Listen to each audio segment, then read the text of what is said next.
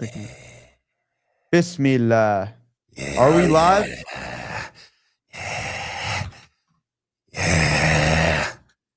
Yeah. Oh, we're live. It looks pretty good too. Yeah. Assalamu alaikum, everybody. How are you guys doing? Back in the house, dude. A little bit Back. different this time, but we're here, bro. The greatest duo in the world is back in the house, dude. We're back.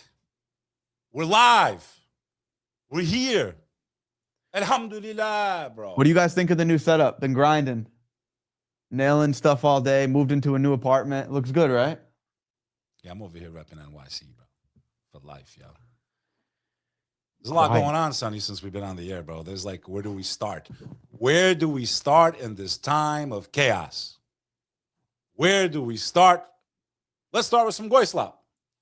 You want to start with the 𝐲𝐲? Let's start with some 𝐲𝐲. Just right into a segment real quick. Right in. Let's warm up. Let's get the toes back in the water. We're a little rusty here, kid. Shout out everyone in the chat. Let me just pull it up too. Shout out to Sandeep. Shout out everyone in the chat. Let me just pull it up. Yeah. Where's the chat, Al? It's on the side of the. It's on the side. Right there. StreamYard. Go to comments. Comments? Yeah. Click the comments tab. LLS, Midnight, Sonny Beck Moments, Violent Guru. How are you guys doing? Good to see everyone in here. It's good to be back, dude. I didn't realize how much I missed doing this till we've been off the air because we've been all over the damn place, bro. Yeah, I know. Quick Hasn't update been to easy. everybody. Should I give them a quick update? Yeah, just fill them in while I pull this up. We're back on the air. Me and Sonny are physically not able to be at the same place at the same time right now. Our careers are very demanding. We have a lot of things we're working on. The Companions is expanding. Shout out to the Companions, one of many, never alone. And for those of you that have not been able to join the Companions in a very short amount of time, we are going to make it accessible to the masses. We're going to make it affordable to the masses. So I hope you're ready because we've built an amazing community. There's nothing like this in the entire global community of believers. So I hope you're ready. We have an amazing family on the inside, and we want to bring the rest of you in. And we've been working on it. It's been taking a lot of time. Shout out to Saf, our programmer. And you're going to all have access, not only to an amazing community, you're going to have access to me, you're going to have access to Sonny, you're going to have some of the most influential believers around the world sharing some of the stages. I want you to picture Clubhouse, X stages meets X, the feed meets Instagram, all in one place for all of us on a global level. It's going to be unlike anything you've ever seen because it already is. Most of you have not seen the inside of the ranks of the Companions. Now you're all about to be a part of the family.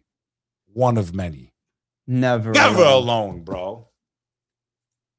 Yo, by the way, Sonny, I got a sister that designs amazing clothing. She's in Iraq. I'm going to let her rock out a little bit with some of the female stuff, see what happens. I like what she sent me, dude. Really good stuff. By the way, if you want to rock the fly gear and be down with the La Familia, go to the companions.us right now. We ship everywhere internationally. Made for the believer, by the believer. You too can look fly while representing a spiritual movement. The Companions, one of many, never alone. All right, we're going to start off with some good old classic 𝐲𝐲 this stream. Let's do it. All right. Unc, you're not too familiar with what goes on in the streamer world nowadays, so I just want to fill you in a little bit. I mean, I've learned a lot more since you. I remember the days where I didn't even know who even some of these people were. Now I'm friends with them because of you. Well, we're going to get into the biggest 𝐲𝐲 going on in the streamer space right now. These are all the biggest people, by the way, that I'm about to be showing you. This is what they talk about. We're out here trying to fight Dajjal's agenda, save the world. This is what's going on. You familiar with who Pokimane is? You brought her up once in a reaction video that we did last year sometime, I think. #1 female streamer. Let's see what she has to say. I learned something kind of scary, which is that apparently, if you guys don't know, throughout the process of freezing your eggs, you inject yourself with hormones. You inject yourself with hormones so that you can have more than one egg at once that matures, and then they take that out of you. Apparently, Like, I know you watch this behind the scenes. There is a chance, there's a risk that it could increase your chances of getting breast cancer. And I have numerous family members who have had breast cancer. Bro, fuck this, bro. Astaghfirullah, bro. So Pardon my French. basically, so what she's saying is that a lot of her family members are not normal people. They freeze their embryos because they don't want to have marriage and be married at a normal age. Am I understanding this correctly, dude? Is that what she's basically implying there? Run it back, dude. Run it back. It's just so stupid.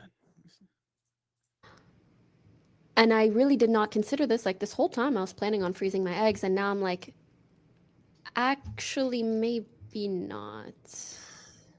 Okay. You want to freeze your eggs instead of being a normal human being and getting married within the biological clock that God created for all of us. I used to work with somebody, Sonny, who chased her career. I think I've spoken about this before. I'm going to remind the audience. She was a really cool person. I'm not going to say she was cool. You know, I got along with her at work. And she chased her career. She made it to the top of the corporate ladder. Never had time for anything else. Never got married. Never had nothing, bro. Because it was all about the career and the dunya and chasing materialism. And a lot of these, you know, and again, men go through this too. But a lot of women, they've done studies on this. They chase the corporate dream. They chase the job. They chase the money. They finally get there, and then they're completely empty inside. They're broken. And then they ask them, what's your greatest regret? I wish I would have started a family. I wish I would have got married. They were too busy chasing. And you've seen that viral video, Sonny, where the girl's like, right during college, the guy came up to me and said, marry me. But then I was chasing my career. I just saw that clip again. It's gone viral a few times. And she's like, okay. Like, she's like crying hysterically because she realizes she missed that window with someone she could have loved and started a family with. It is in your nature as a woman. God created you with that instinct that's been suppressed to have a child, have a family. If you need to freeze your embryos, you got it backwards, dude. So getting back to the coworker, what did she do, Sonny? She froze her embryo. She went and had a baby by herself with some stranger. Didn't even know the guy. Never met the guy, nothing. She just got his seed, got herself pregnant with her own eggs, and has a baby by herself. And I hope she's not watching, but that's just cringe to me, dude. That's just so weird. But that's what they want. The machine wants women to literally just say, I just need the seed from men. I don't need to be a wife. I don't need to be a mom. I'll just get myself pregnant. They want to completely decimate the family structure. Women should be getting married and having kids within their 20s, period. Anything else is against God, against creation, against the system. What do you have to say about it? It's sad. I mean, I have family members in similar scenarios too. You know some of them. It's like just constantly climbing up the corporate ladder, same thing. And these women think they have all day, which is the sad part. But bro, I'm only 22 and it feels like time's flying by. It is, dude. Look at me and you, man. I don't even know how long we've even been like, look at what we've done in what? A year. It's just a year now. Like this week, we started a year ago.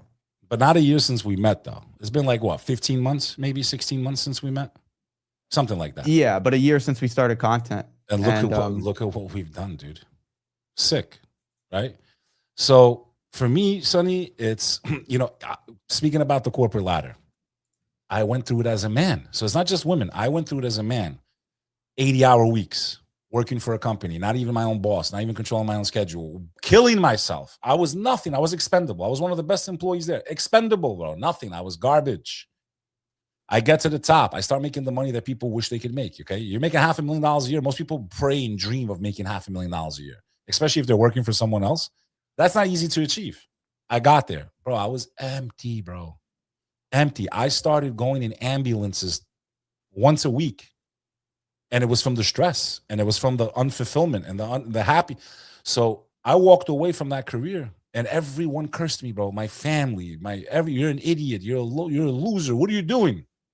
Bro, I was miserable, Sonny. I was miserable because if you're not living up to your potential and what your gifts are that God gave you, you might get money, but you'll be very unhappy. And we know this. This is not some secret.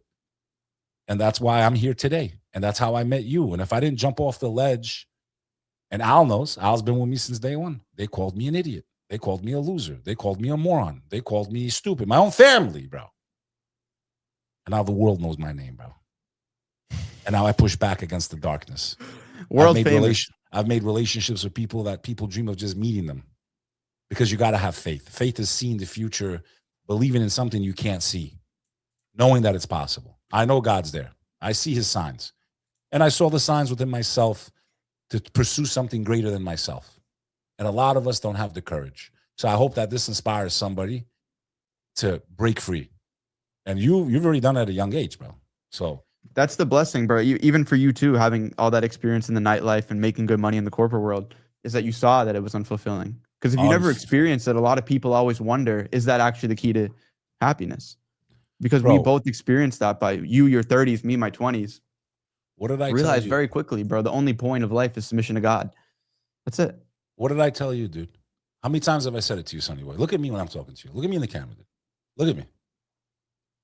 How many times have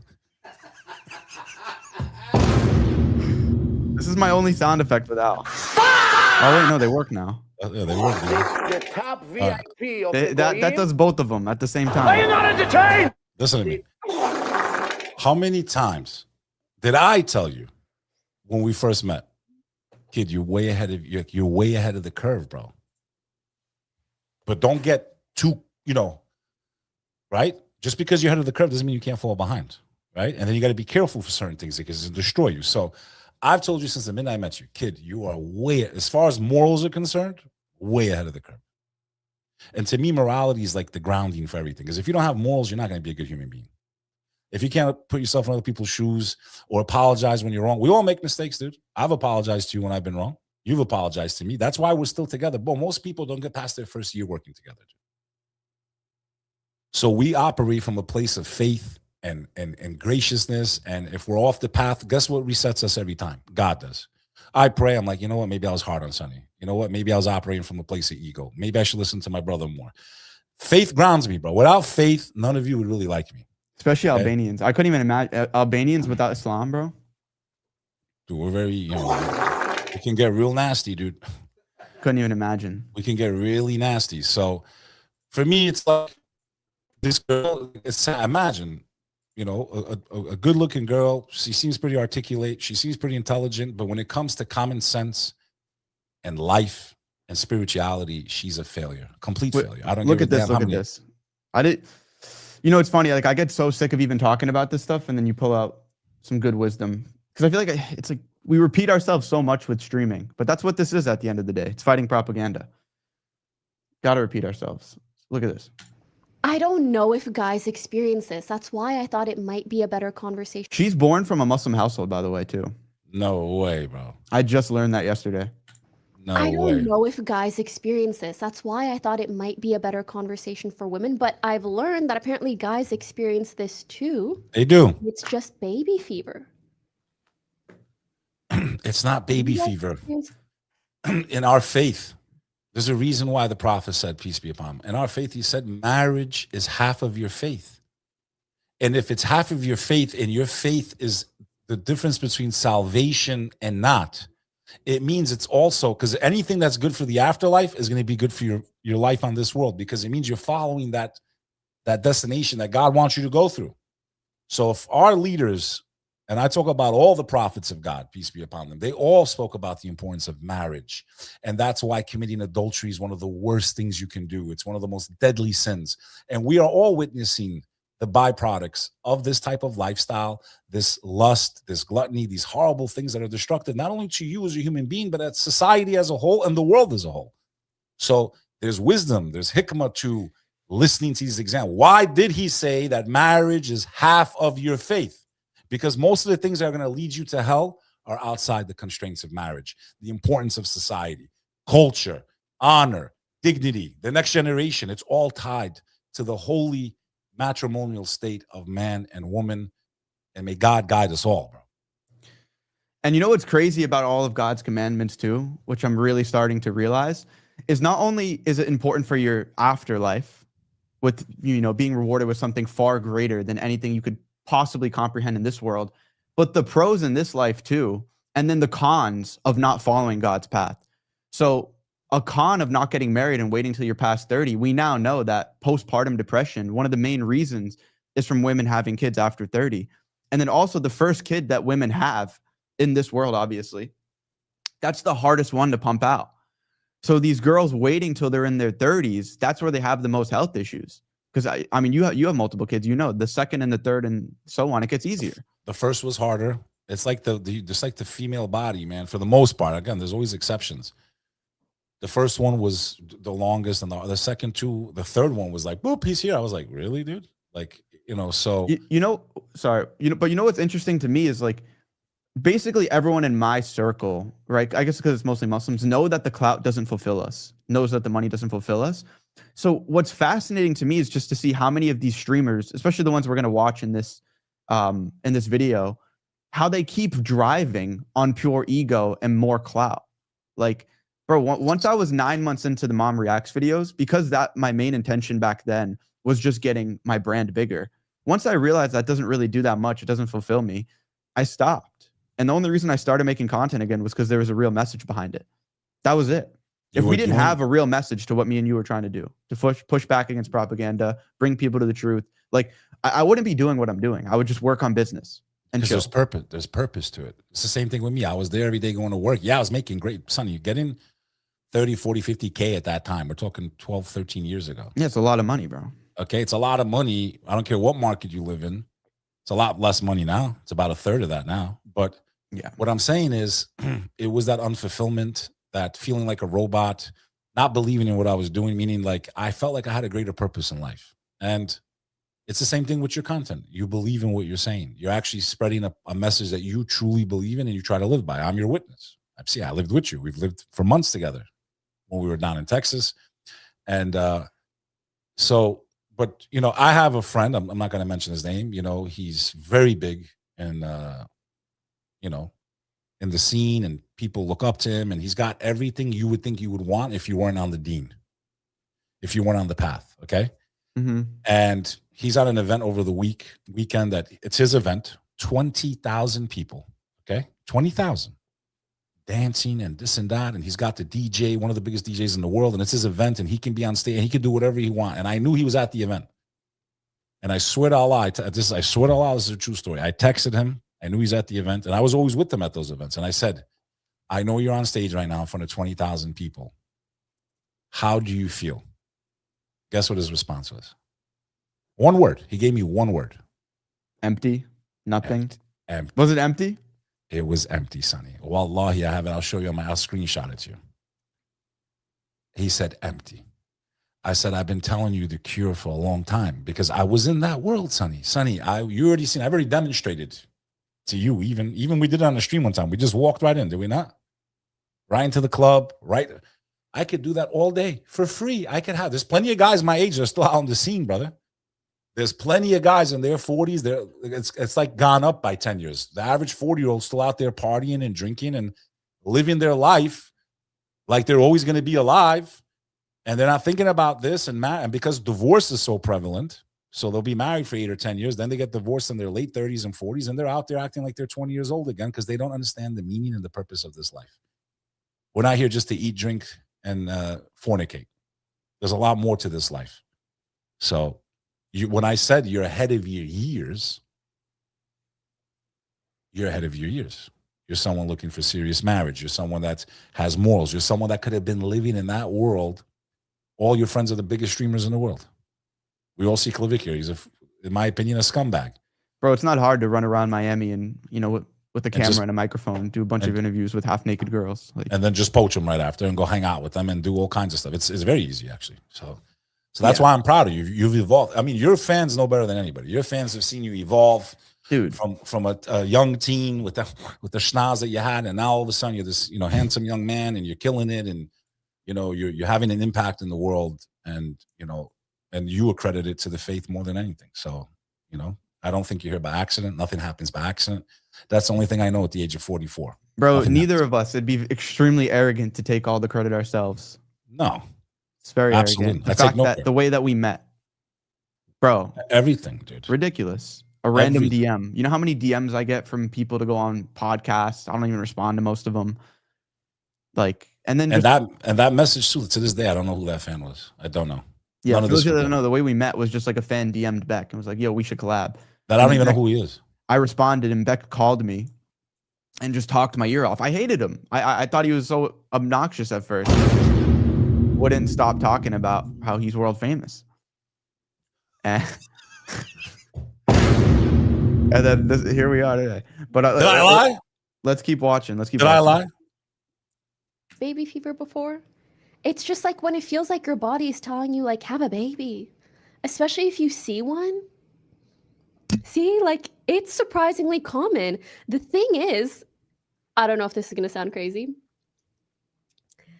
No joke, when I get baby fever, it's almost like I can feel it in my ovaries. But I'm also, like, I'm very hormonally sensitive. I have PCOS. Yeah, it's sad, bro. What's It's PCOS? sad. And there's another video about it too. I mean, we get the point at this. Like, she keeps like yapping about it. Like How she my- has baby fever. We've spoken about this. You've spoken about it a million times. But most of these influencers are empty inside, bro. I brushed elbows with the biggest celebrities in the world, bro. When I met them, I regretted meeting them. And I was like, this is who people are looking up to. Empty, dude. And when I say empty, they're running on, there's nothing in there, dude. They're soulless. Yeah. And they're miserable. And they're sad, bro. They're sad. They're so sad inside. They're in denial, or they act, they pretend in front of the camera. And you know, you've dealt with it your whole life too. Every streamer you met and this and that and all the bullshit. Yeah. There's nothing real about it. Yo, watch this. You know who Dean Withers is? No. He looks like he hasn't gone through puberty yet. He's like, He's the super liberal kid. He was campaigning for Kamala. how old is he? I think my age. Still doesn't have any facial hair?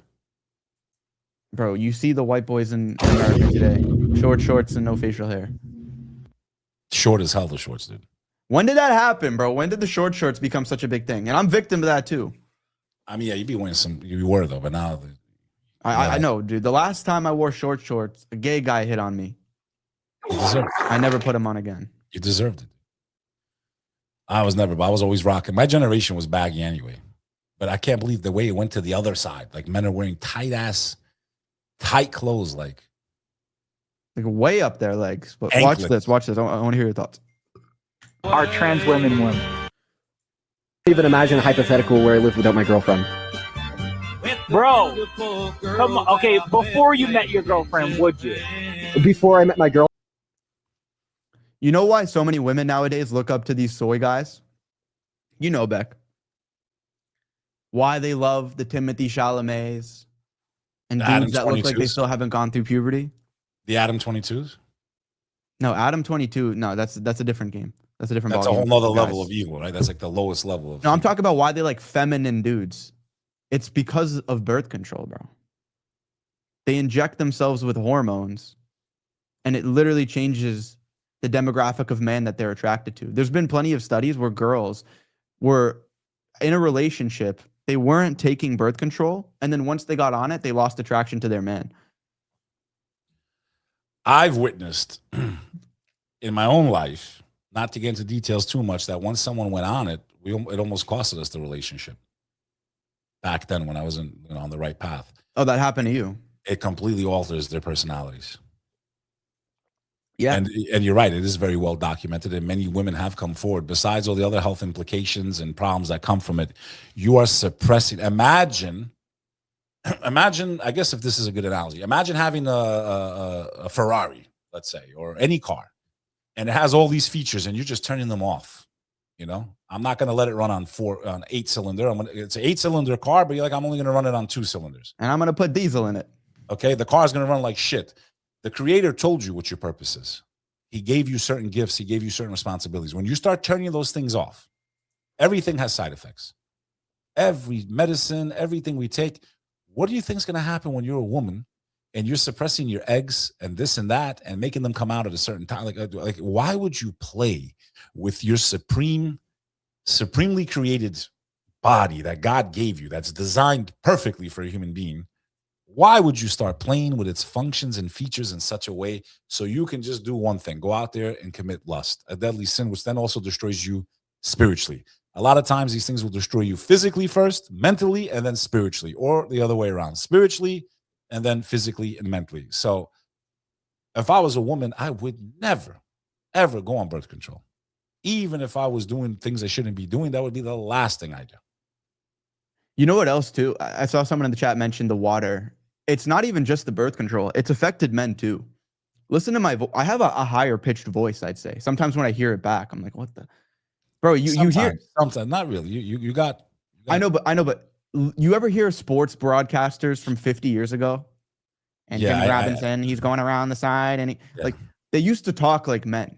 17-year-olds used to go to war. So then there's also the aspect of the water, the chemicals that are in our clothing, in the dish detergent, our laundry detergent. It all has an effect on us. Land, air, and sea. And then they also pump the animals filled with hormones that we then consume. So generation by generation, we can continuously see not just the women being more in their masculine, which causes them to be attracted to more feminine guys, but also men becoming more masculine. 100%. Because it's like an XP bar where there's 100, right? So if a man is 100% and is masculine, he's naturally going to attract a woman that's 100% her feminine. So with men becoming more feminine, it means that women are going to be attracted to, as they become more masculine, it's like, let's say the women are now 50% masculine, 50% feminine. It's going to be the same for the man. Do you get what I'm saying? That makes sense? Yeah, I like the old school, bro. Who's popping these chats up? I think you did. Was that me? Yeah, by accident. Yo, Asmongold. We should call it Asgold. You want to get the one, not. You want to get the one, not that one. That's a piece of shit. That's the good one. This one? Yeah, that's the good one. This guy literally looks like a picture of Jesus Christ, bro. Not that that's how Jesus looked, but literally this guy could play in Passion of the Christ Part 6. This guy. Am I wrong or no? I don't know, bro. That's a crazy comparison. He looks like the pictures of Jesus, dude. Peace be upon. That's not how he looked, but he doesn't look like Jesus Christ right now, dude. Look at him, dude. What's funny about it? Let him. Dude, that's the crazy thing about once you start making idols and pictures of God, that you start comparing your God to Asmongold. Exactly. That's why it's forbidden. That's why the 10 Commandments. Forget Islam. Top 10 VIP Commandments. of the Goyim. These sound effects are just all broken. I mean, I hear him. I heard the rabbi. She said his toilet is unusable. That's what they're talking about. Why is it unusable? Because there's poop everywhere and it's just disgusting. Let's see your base. To me, if you're only cleaning your ass, Sonny loves this subject, by the way. If you're only cleaning your ass with toilet paper, you have no right to be a part of any serious conversation on the earth. That's all I got to say. You're a 40-year-old man wiping paper against shit. You wouldn't eat with that hand. You know what we should do to buy podcast equipment nowadays? The technician at the store should make you go to the bathroom and then watch how you clean your ass. And if you use water, you can buy podcast equipment. And if you walk out with only toilet paper, you're banned. I think that's a good rule. Do you know how many grown-ass men and women, for the most part, they don't have this? I mean, I guess they do too, because they don't have bidets in public toilets. But, you know, they have flushable wipes out there, just so you guys know. But do you know how many grown-ass adults are walking around the Western world with pieces of toilet paper in their ass right now as we're filming this live? Literally walking around. Well, when you don't have a bidet, that's the problem with toilet paper is when you wet your ass and use toilet paper, it like falls apart. They're literally walking around with shit and paper between their ass cheeks, dude. And they want to talk to us about the future of the world and going to Mars. I bet you Elon Musk, as evil as he's shown himself, and yo, dude, my videos have aged well about him, bro. I'm so proud of myself calling him out early on, bro. My videos have aged well about Elon Musk. I bet you that dude, while he was riding around with BB, did you see the videos? We got to pull those up. Yeah, we're going to watch that. I promise you he has toilet paper. Him and BB have toilet paper in their ass right now as they walk around. That's so loud. Was that so loud for you? VIP of the Goyim. Every single I hit it once and it always ends with the VIP of the Goyim. I bet you Donald Trump is walking around the White House right now with pieces of toilet paper in his asshole, bro. I'll bet my life on it. You don't think so? If you had to bet, you don't think they have one of those fancy Japanese toilets that opens up for them? President. I mean, yeah, I guess you're right. But yo, when he's stopping to get fast at McDonald's, you think? He probably has, you know, BB doesn't need a bidet. BB doesn't need a bidet because he has Elon Musk and Donald Trump licking his asshole clean every time he makes a move. He doesn't even need a bidet. Licking it clean like this for him. What's so funny? It's a great base. What do you mean? You're ugly. What do you mean? It's a good base. Homeless. I do? Yeah. Wait. Do you mean in real life or in game? Oh, okay. Well, Obviously. well, no, my base is great. I was just saying, in real life, I'd agree with you. No, it's my base is fine. It's optimized. It's optimized. Everything about this is perfect. I was gonna go pee. Yeah? What about it? Is it What happened to your toilet? what? It's unusable. Unusable. Unusable. It's unusable. There's like the biggest dookie stain. No, there's not. There is. That's disgusting. I can't use it. I mean, you really went for the goy slop today. Like I thought you had some, but this is like This, bottom of the barrel here. Like you were just reaching into that barrel as deep as you could go, I guess.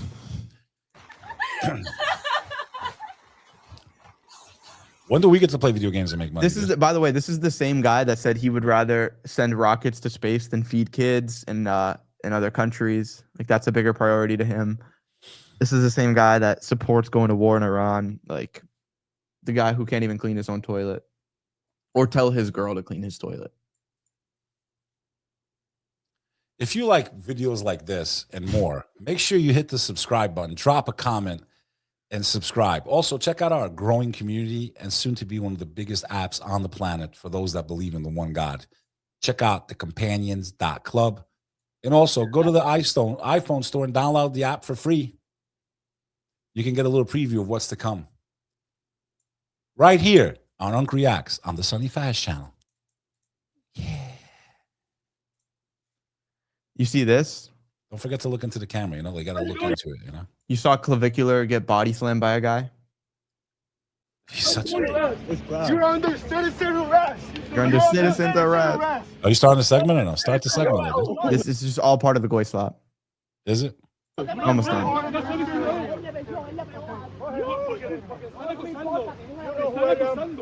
So what's interesting about going viral now is the way to blow up the most is by humiliating yourself. We've seen this with Clavicular, and just look at his excuse for, where is it? 1 second.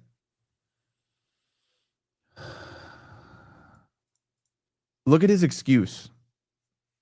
And someone drop in the Discord the clip of him putting on his makeup to go out. I'd like anyone hating to try to have the leverage required to wrestle while wearing 3 inches of height inserts. We aren't playing the same game. Beck, you got to see this. Good. Well, I'm pulling it up, but you can do what you're doing.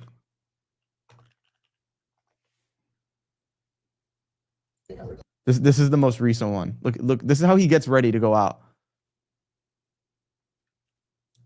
You know that the #1 male streamer in the world, having documentaries made about him going on all the biggest shows. This is what he does in the Big 26. Guys are assholes in the chat. Do you see this? No! He said no. He literally said no. Right. You do that too?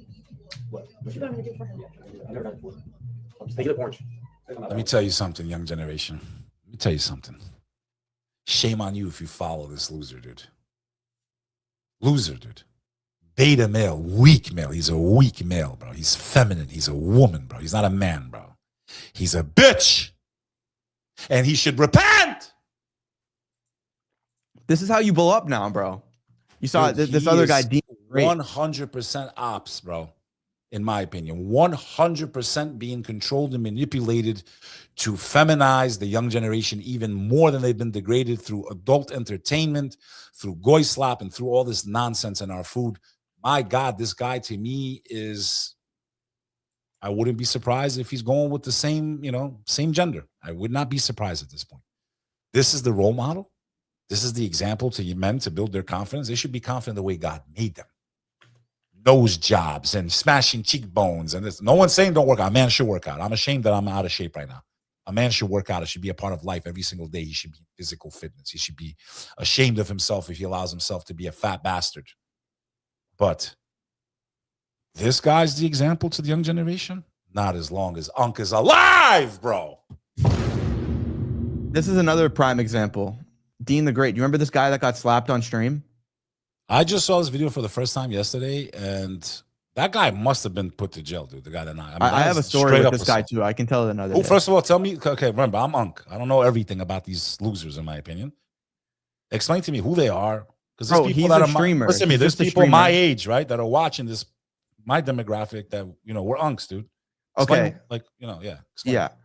Set This the guy's scene. a UFC coach. Actually, Back I have a story with him. I could tell another time. like This a is psycho. Dean. He's just a streamer trying to come up. So this is when he had like probably under 100 viewers on his live streams.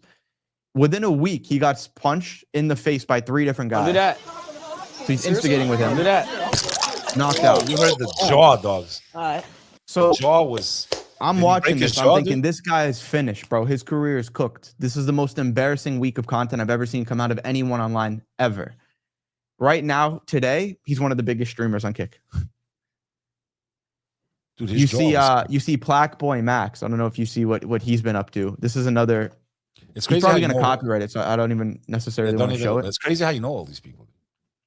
bro. I just gotta Like who stay they up on are. X, bro. Yeah. 700,000 views. 700,000 views. He's been blowing up by acting gay, dude. Let's By not- acting gay. And look what's between his chest. Look what's between his chest. I don't see anyone talking about that. Great example to the community. Naked women back and forth, lust being pushed, and he carries And- their symbol. And the white Carries their supremacists on X, all they want to talk about is Muslims. All the biggest political commentators in the world. It's the Muslims.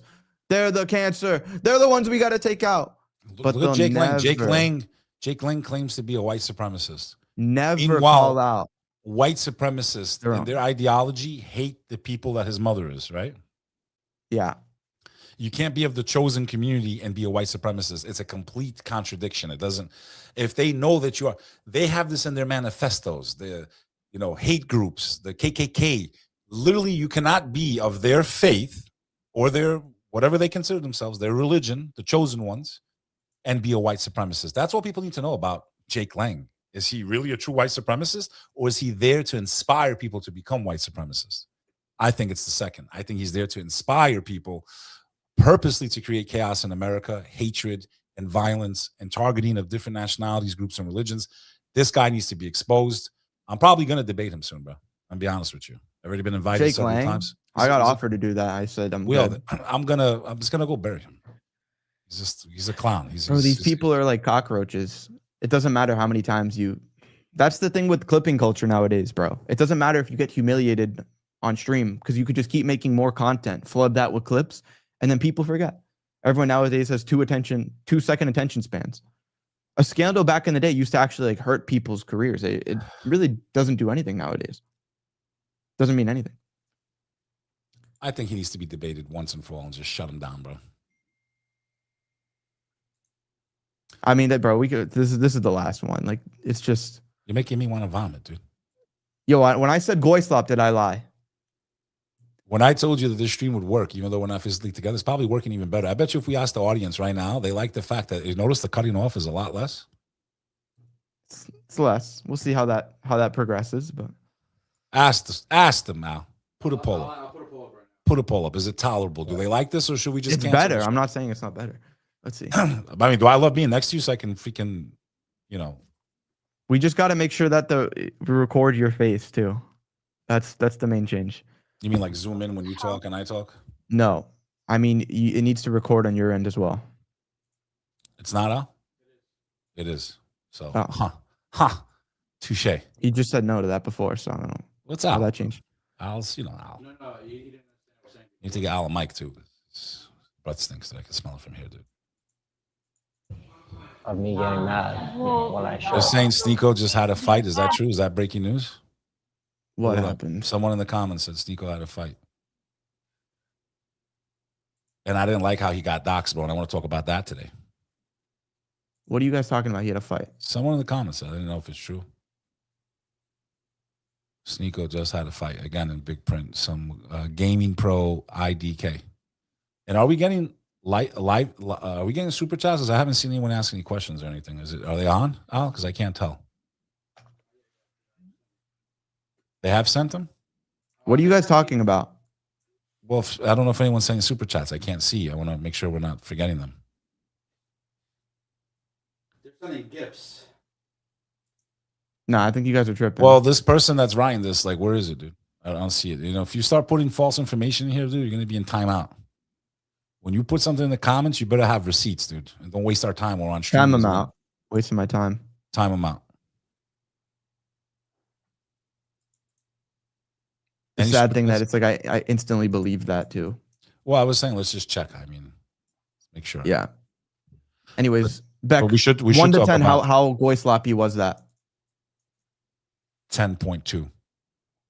It broke the scale. Yeah, dude. It was garbage. I mean, for clavicular, dude, he takes the back. Dude, to me, if people think that this guy is the example to men, dude, I swear to God, I consider him to be one of the weakest examples to a man that I've ever seen in my entire life, dude. Both old and young generation. I mean, what a feminine man, bro. What with the makeup brush. Dude, I go on the biggest shows in the world. They come, sir, do you want some makeup? I'm like, nah, I'm good, bro. I don't care. Let them see the bags, bro. I got nothing to hide, bro. The fact that women use so much makeup to me is disturbing, let alone men. The fact that women feel like they need to paint their faces on literally every single day is crazy to me, dude. Like the chemicals they're putting on their faces and this and that, all to do what? To invite the looks of men? You want true liberation? Stop operating just by your physical appearance, man. No one's saying not to look good, this and that, but that's all you focus on, man. Like, you guys are not tired of it? Always having to do yourself up my nail. I never realized it until, you know, how much work goes into a woman. The nails, the this, the that, the pedicure, the boom. Then I think the Botox, the this, the that. Make sure I have the right outfit on, huh? And then the filters on top of that. Come on, dude. That's like enslaving you, dude. It's like taking so much of your time and resources on something that's so shallow in the end. And something that probably won't keep a man in your life. I promise you. Probably won't. 50 AED. I missed you guys a lot. May God bless you too. Syra from the Companions. Shout out, Syra. Shout out to one of our sisters in the Companions, dude. I don't know if she was on the call today, but we got big news coming, man. We're not going to announce it yet, but everyone that's in the audience, be ready, man. The Companions expands. Now. So that ends this segment. Let me see. Yeah. So if you want an opportunity to join the Companions, we have an entire app now. We're off Discord. Click the link at the top of the description. Come learn. This is going to be the last opportunity for a while to get inside of the Companions. So click the link at the top of the description, download the app, sign up for the call, and we'll see you there. One of many. Never alone. Super chats, bro. What do we got, Al? Just that one? I saw someone else send $2, no? They probably did. You better keep track, Al. I don't know if that's an Albanian. Okay, that's an Albanian. I will translate it, not word for word, because it's a little filthy. Put it back up again, please. Basically, he said, Milo Kanachi Tamar Marsha. Klav Iroft. I won't say that word. They talk of it. So he basically said, I hope clavicular gets pretty much by a bastard. Or he said this.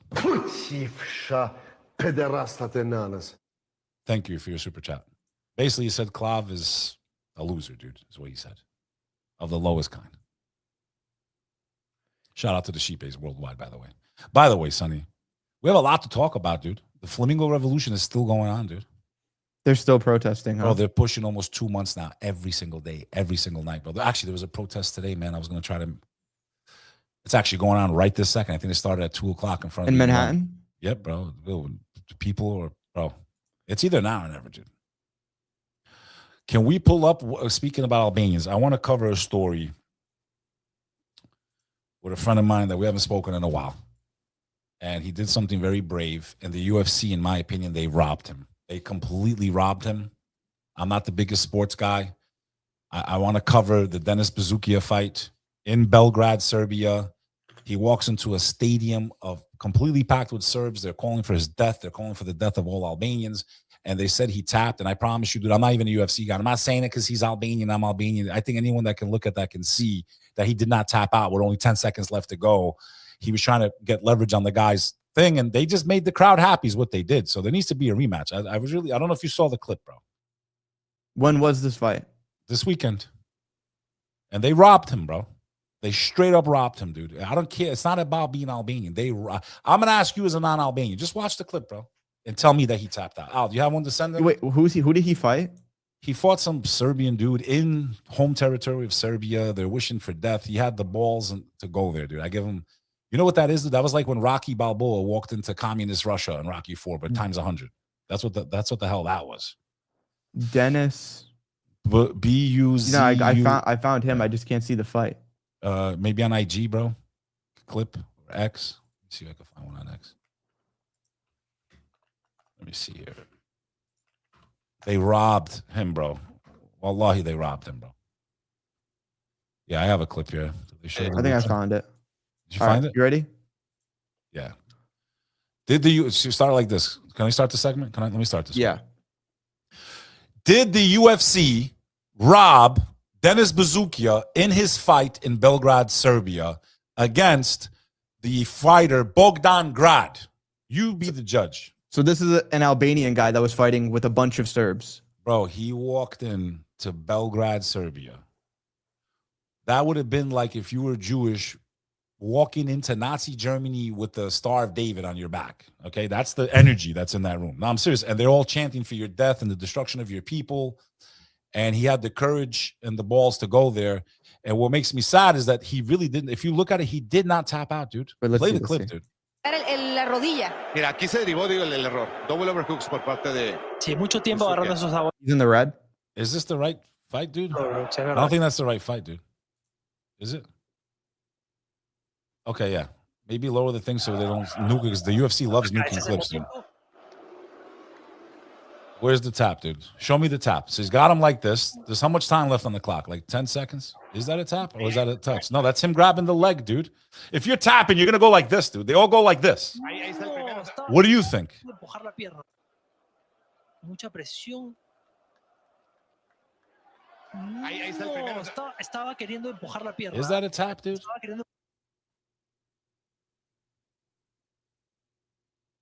When you tap, don't you go like this, dude? Don't they go like this? I don't know. I'm not an expert on UFC. I'm asking you. To me, it looks a little sus, bro. I don't know. That looks pretty cool. It looks like his leg banging on his hand, dude. He would have made it obvious if he was tapped. If he was really that, he would have been like this, dude. Get me out of this. And there's less than 10 seconds left, bro. I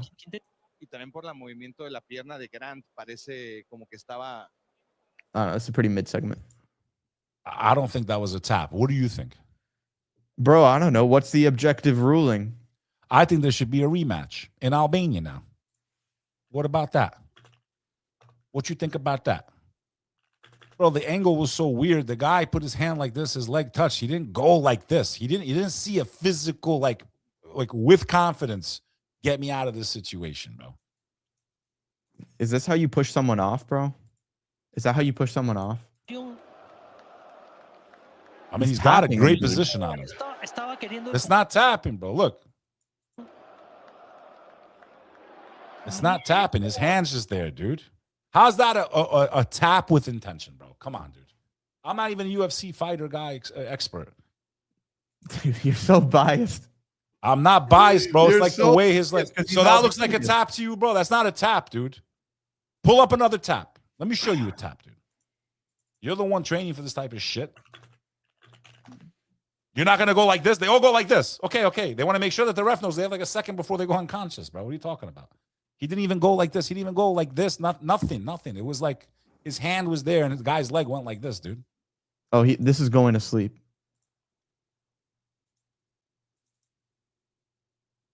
Watch the taps, dude. Watch. And you tell me that was a tap. Good. Where is it? Where's the tap, dude? I mean, this is going to be a more obvious one. Yeah, but you see, they all go like this. There was none of that from Denis Buzukja, bro. It looked more like gravity, his leg. It touched twice, but it wasn't like he was going to tap it out, dude. He had less than 10 seconds left, bro. You kidding me, dude? They gave it to him because they're in Serbia and they wanted to make the crowd happy, bro. Yeah, that's close. I don't know. And meanwhile, Dana White's meeting with Vučić, who the entire Serbs are like protesting to get him out of Serbia, bro. They've been protesting against Vučić for over a year right now. So, of course, they bring in the goy slop. They bring in the UFC. They bring in the distraction to try to make it look like he's doing cool things. Like I brought the UFC here. One great distraction, and entertainment is always used as a weapon to distract the masses from what's really going on and what they should be concerned about. I don't give a shit about FIFA, UFC, MLB, NFL, NBA. All I care about is whether you are gay. Oh, curva. I don't think that was a tap out. I'm not saying it. Okay. You say I'm I pick garbage segments. What, you really think that was a tap out, dude? It's Tell me close. why was It's it not. If that's not like, dude, most of the chat saying it was a tap out. You just showed a real close. tap. You just showed. Is it okay? Is it fair to say it's more towards the doubting that it was actual tap out? Would you say it's a little more towards? Tell Al to run a poll. I'll run a poll. All right. I want a rematch on that. I shit. want to do the.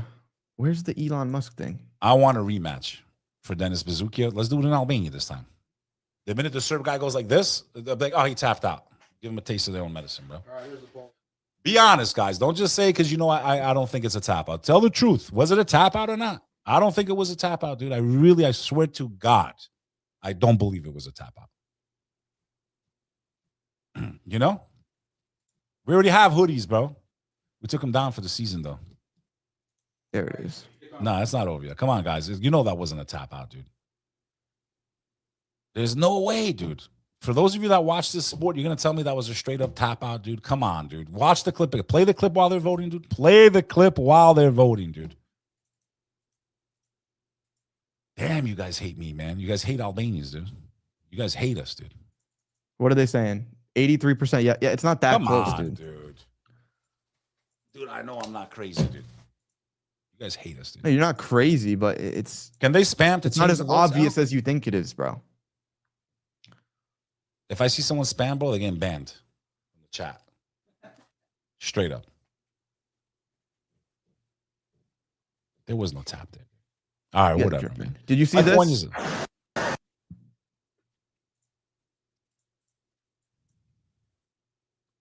And then Dennis spoke about it. He said, go to his Instagram, dude. He said he didn't tap. He said there was no way in hell. There was only 10 seconds left. I would have died. You understand what it means to be an Albanian and be in Belgrade, Serbia?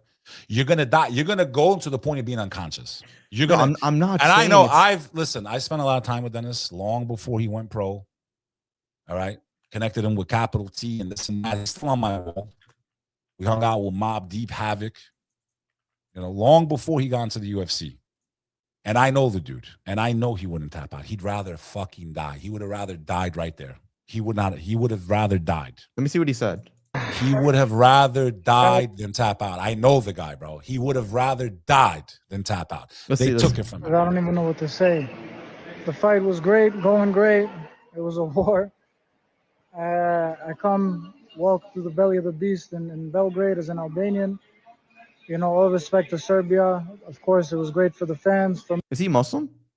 No, he's Catholic. Remember, Albanians are mixed, bro. I know. I'm just asking. me, All great different energy. religions and And the ref stopped the fights with no submission, with no tap. So sometimes God's plan is different from ours. I don't know what to say. No tap. The choke wasn't even in. 10 seconds left in the round. It was 1-1 going into the third round. It would have been. I started getting my distance and hurting him, wobbling him, and I felt him fading. But all respect to Bogdan. He's an amazing fighter. But this is life, I don't know what to say. I came rematch, dude. Straight up rematch. It's close enough to call for a rematch. All right. It's a rematch, dude. Let's do it in Albania now, Dana White. Let's do it in Albania now. Actually, let's not even do it in Albania because let Albania. We just had Kanye there. Fuck that. The Albanians are in the Flamingo Revolution. Let's do it in Kosovo, bro. Dana White, bring that fighter into Kosovo, bro. And give Dennis a rematch, dude. What a weak call, in my opinion. Dennis 𝐉𝐨𝐢𝐧 would have rather have been put unconscious. I promise you, dude. He would have rather gone unconscious than tap out. If you think that was a tap, I'm telling you it wasn't a tap. That was the way the angle was. The guy's leg is like this. It's coming down on him. His hands, what are you supposed to do? wait for him to get hit with a knee. His hand was there, dude. But he didn't go like this. It looked like it. You understand the angle, the way the guy was coming down. He didn't go like you saw in the other one. Hey, that's a tap, dude. Damn, I got breasts, bro. I gotta stop eating bioengineered food, dude. I have to go to Victoria's Secret and get a bra. You're mad. You're more mad than him. Yo, look at this. Look at this. We don't got all day. Did you see who Elon Musk was giving a tour to? This is a different segment completely, dude. Are we doing segments or no? Are we making videos? That's not a segment, bro. It's a segment, dude. Because I want you to pull up the other video when she asks him, what do you think about Islam? And he says basically, like, instead of saying, I respect the faith and I don't like extremists in their faith, he basically equates us all to people that would physically abuse women and children and stuff like that. We need to talk about it. We need to cover it. So let's make a segment on Mr. Elon. Mr. Fake On is what I call him now. So we're doing the Elon one? Do that and then pull up the video. Remember, he's on that show with The Economist, and she's like, so what do you think about Muslim? He's like, well, I'm against, you know, the R word. I'm against this. Like, are you talking about the Albanian thing? I said the Albanian thing's not a segment. What do you mean it's not a segment? Of course it's a segment. It's going to go viral, bro. It's You going to clip it. It's mid-segment, bro. It's not a mid-segment, bro. It's 5 minutes, bro. I know the fighter. Put it up. I want to get this guy a rematch. He deserves a rematch, dude. He deserves a rematch. In Albanian lands, though. Well, I need it then for mine. That's fine. Rematch, dude. Dennis 𝐕𝐄 deserves a rematch. Wait, so I'm sorry, what were you then saying? What do you want for the Elon? I thought you were talking about the Albanian thing. What Elon, the fake champion of free speech, the low life that he is, that he's exposing himself. Watch when my X account just goes doop. Dude, the way these clips are organized, it's I'm like even live on X right now. They're like this. Doop. Bye, Beck Lover. He'll do it.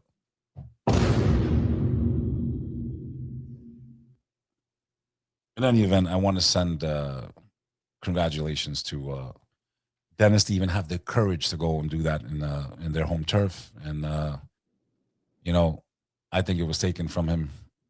Maybe he wouldn't have won the fight, but he definitely didn't lose that fight based on the tap. So I think he deserves one more shot in and against that same opponent. All I got to say about that. all right. Look at this. So they're saying 𝐶 had a fight with CDRT. Check it out. That's another person in the chat saying that. Can you pull it up just to verify? What is this, bro?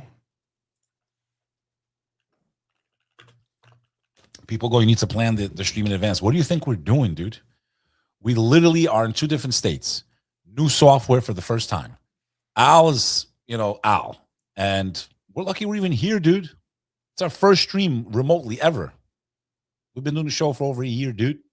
Welcome, dude. Cry about it. Womp womp. All right.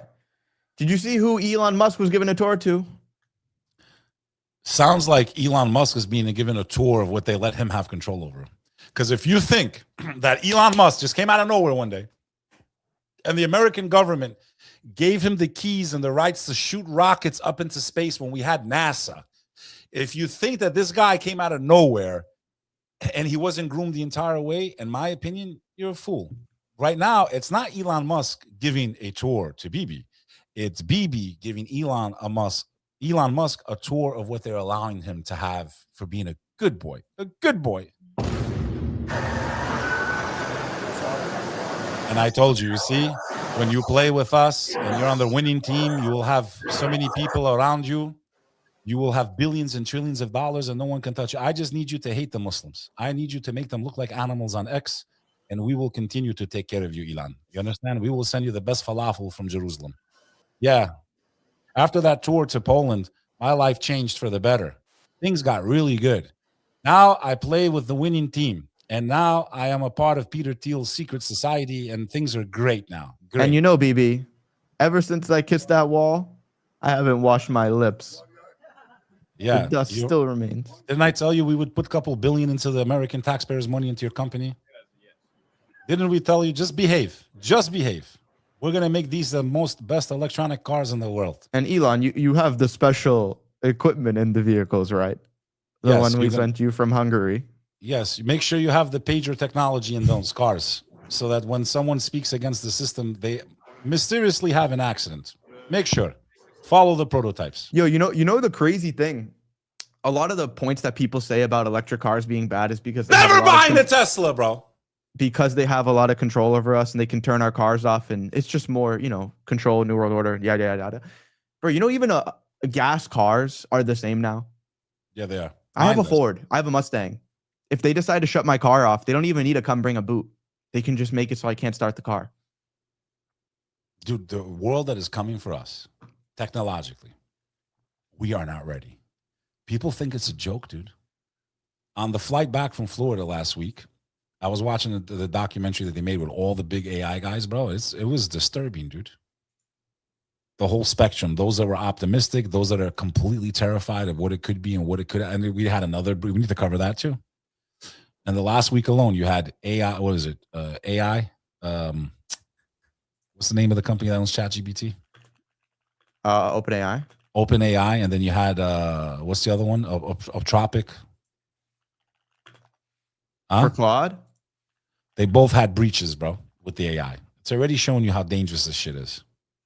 And the scary thing about it is you can't compete in the business world without it. You need to use it now. And then they're talking about, yeah, I don't think it's a good idea, but if we don't do it and then an enemy country uses it and that power falls into the wrong person or wrong hands, like literally makes people like superpower based. It's basically a superpower. And now there's like, well, we had an arms race. This should be a different segment, bro. We shouldn't even get into it. But basically, like people were racing to get the nuke. Now they're racing to get to the AGI first. Otherwise, if it falls into the wrong hands, it'll change the course of history. Today, I posted on my X, the greatest thing to destroy humanity will not be AI or nuclear weapons. It will be the pride and ego of men. Because that's where all this comes from. It will come from the ego of man. The destruction of the earth. The Elons, the Peter Thiels, the Donald Trumps, the BBs, the people that don't think about anyone else and look at the rest of humanity as ants. And look at this guy, the same dude that's rocking with Netanyahu. Look at what he has to say about what he wants to put in our brains. You know, I think some kind of brain machine interface that can give you cybernetic superpowers, I think, is probably good. It could, you know, help people that have brain or spine injuries. You know, enable people who've never spoken for years to speak again, which we've done. Give people eyesight who have lost both eyes or the optic nerve. So Beck, they do this every time. Whenever they're trying to usher in some new world agenda technology, they always do it with coding on it, with dressing on it. The same thing, like we've talked about this before. We have drones flying above my house. All day there's drones, bro. They're still going? Those things are still going? They're all day I hear them. And they do it under what? Oh, I can get a Feastables bar for $1. And then they even make it free. There's no delivery charge. So it's cheaper than doing it on DoorDash or even driving there. It's cheaper than driving there and paying for the gas to go to Walmart. What do we have flock cameras going on. They do it under the guise of safety and protection. I just saw one finally in New York City. Chips in our brain are under the guise of restoring eyesight, restoring hearing. I mean, Sonny, you know, there has to be some good, right? If there's no good attached to it, nobody's going to use it, right? So the fact that, yeah, there's things that AI are going to do, and that even the documentary covered it, right? Which I love. I'm not going to lie. Like the fact that children in rural villages that would never have a chance of going to school, they could just literally have a AI bot there that would teach them everything, right? Wow. Which is amazing. Or surgeries that they could never get because of, you know, another country, right? It's going to change a lot of things in a good way, right? Mm-hmm. But the problem is what can come from it and the evil and all this other stuff that can come from it. And if it falls into the wrong hands, in my opinion, the risk outweighs the good. And it's not worth even developing anymore. But Beck, the problem you know is what's funny? You see the #1 movie in the world right now, The Odyssey. You didn't see it, right? I didn't see it because unless they're mentioning the ancient Illyrians, one of the most ancient people on earth, the Albanians ancestors that played a very big role in that entire region, I'm not interested, bro. So in the Odyssey, you're familiar with the story of the Trojan horse. So people go to the movies and they, how did they fall for this back then? You have beef with these guys. You let this big horse in. You don't check what's inside. And in front of our eyes, they're not just Trojan horsing a couple guys that are come burn some stuff down. Their Trojan horsing in front of our faces are literal destruction. And we're cheering it on with excitement. And it's not even a good Trojan horse. It's obvious. Everyone knows. We even know who's pushing it in. We know they're evil, and we're doing nothing about it. They're pushing it right in, dude. Literally right in, dude. And you got no choice but to take it, dude. Gonna make him an offer he can't refuse. You got to take it. You know? Or maybe you've never even seen at all Blind from Birth. By direct interface to the optical centers in the brain, you can actually restore eyesight or give people eyesight that they've never had before. And you can enable people to walk. The way he talks. And these are kind of Jesus level things, you know, like Jesus like level. Pause. Yeah, he believes in Jesus, right? Jesus level. Basically saying to the Christian world, godlike. Godlike. You know, when I look into those eyes of Elon Musk, bro, and he's speaking, this is what I hear. I saw the look in his eyes. This guy is crazy. He's fucking crazy. That's how I feel when I see Elon Musk. Okay? Straight up. Okay? Straight up, dude. You understand what I'm saying to you, dude? Oh, I get what you're saying. We're so in trouble, dude. Like when they're talking about the brain interface and the this and the that and the cloud and the Starlink every day is getting spread more and more all over the earth, bro. It's time to sound the alarm, dude. It's time, dude. Welcome to the Purge 2030, where you will be controlled, where every aspect of your life, if you think you're going to still have free speech, dude. Did I not say this, Al? Did I not say this on the podcast before I even met Sonny? Did I not say it's only a matter of time? It is only a matter of time before they push the button. That's all it is a button. They're already, in my opinion, suppressing certain speech and conversations and open discourse. And it's like they're just giving you enough not to rebel against the machine because they want to build the machine first. They want to put the Starlink up, get all the robots up that did you just see the humanoid bots coming out of China, dude? They look like people, dude. Literally. They want to get the machine up, get the cloud up, build the system, and then they're going to pull the plug. They just want us to behave as best as we can until they finish. So they're trying to act like, no, like we're on your side. Like they're trying to delay. Like it's kind of like when you're like a confidential informant or you're undercover law enforcement and you're with the criminals and you're just trying to like buy some time before the feds kick in the door and you get them, you take them all down. But they're doing it in a different way. They're leading us on. They're not collapsing the entire system yet. They keep delaying. They're postponing. They're definitely not going to pay off the debt. It's pretty obvious at this point. So they're pumping the balloon as much as they can, and they're hoping it all doesn't just go up and to smoke while they build the prison around us. They're literally building our digital prison right in front of us. They've already completed 90% of it. It's 90% done. It's coming for all of us. I promise you. I promise you, you're going to be living in a very different world where you're going to wish you weren't even alive. I promise you it's coming unless humanity unites now, once and for all.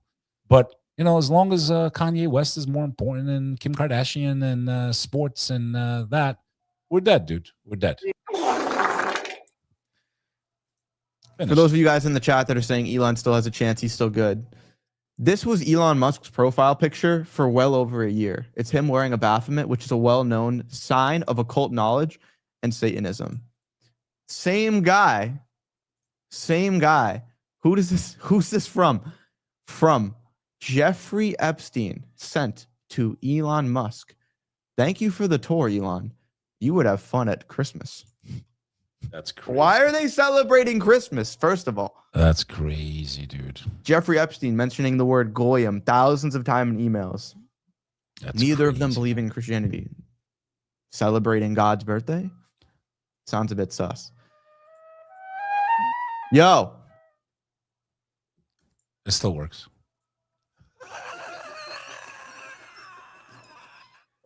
Anyways, we could go on and on about Elon, but Dude, there's not much more to say. You say it best, bro. Well, how do you get the keys to the sky without selling your soul?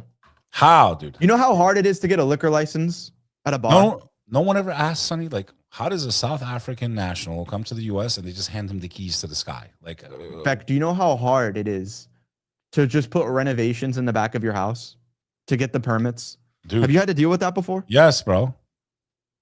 To get a liquor license. Do you know how hard it is to do business? To get a hookah license. You need a license. You know how hard it is?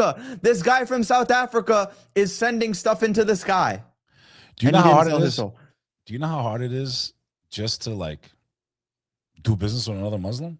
That's why we created the Companions app. Go to iStore right now and download the Companions app. Soon you will be with us. The Companions, one of many, never alone.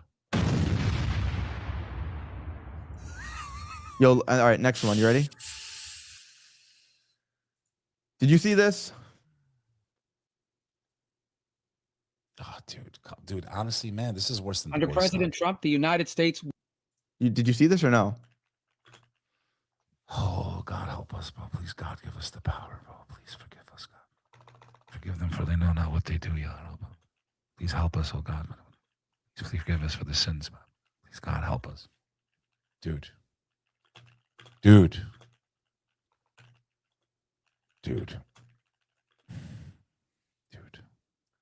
Just the 3 seconds of watching him talk, my blood pressure, I swear, it just skyrockets, bro. Go ahead, dude. Go ahead. So, this is Marco Rubio. For those of you that don't know, he is the United States Secretary of State, which is arguably one of the top 5 most important positions of power in all of America. And he's already being propped up to potentially be president in 2028.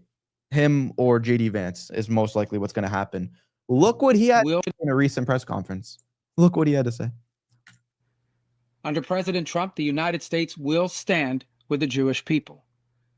We have implemented a vigorous new visa policy. Look at the size of those fucking ears, dude. I've never seen ears that... I've never noticed it, dude. He could literally set sail today. He could fly into space. Like, dude. He can hear us from here. They don't even need to use AI anymore. He can spy. They stick Marco Rubio. They stick a metal pole up his butt, and they put him on top of the White House, and he spins around. Dude.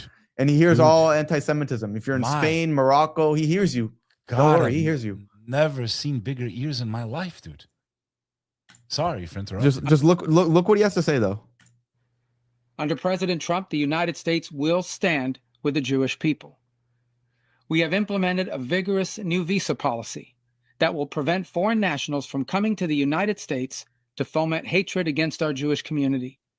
We are holding international organizations and nations accountable for rhetoric against Israel that resurfaces in the manifesto of monsters like Iran and Sarah's killer. But we do see an eventual light at the end of this long tunnel of suffering. One can imagine a Middle East in which the Abraham Accords eventually reign. So thank you for the opportunity to address you. And meanwhile, he pushes so much anti-Muslim and anti-Arab hatred to 2 billion people, dude. And he should be fucking ashamed of himself, bro. He really should, man. He should be ashamed of himself. Did you see when he gets called out and the guy comes in? Yeah, I'll pull that up. You have that clip? Yeah. Dude. You know, his parents are also from Cuba, too. So his parents weren't even born in America. They came in the 50s. Cooked, dude. Insane. We are cooked, bro. Because our brothers and sisters are so stupid right now and so caught up with distractions. Like, we're done, dude. We're so done, dude. Could you imagine your visa getting denied because you talked something about Germany, about Italy? Those are our allies. About the United Kingdom. The British people. Dude, I attack my country every day if I think it's doing something wrong. A parent yells at their child if they're doing something wrong. Doesn't mean they don't love them. Same vice versa. It's like, dude, this is ridiculous. This is reverse racism. And especially for Muslims, dude. And Christians that speak out against it.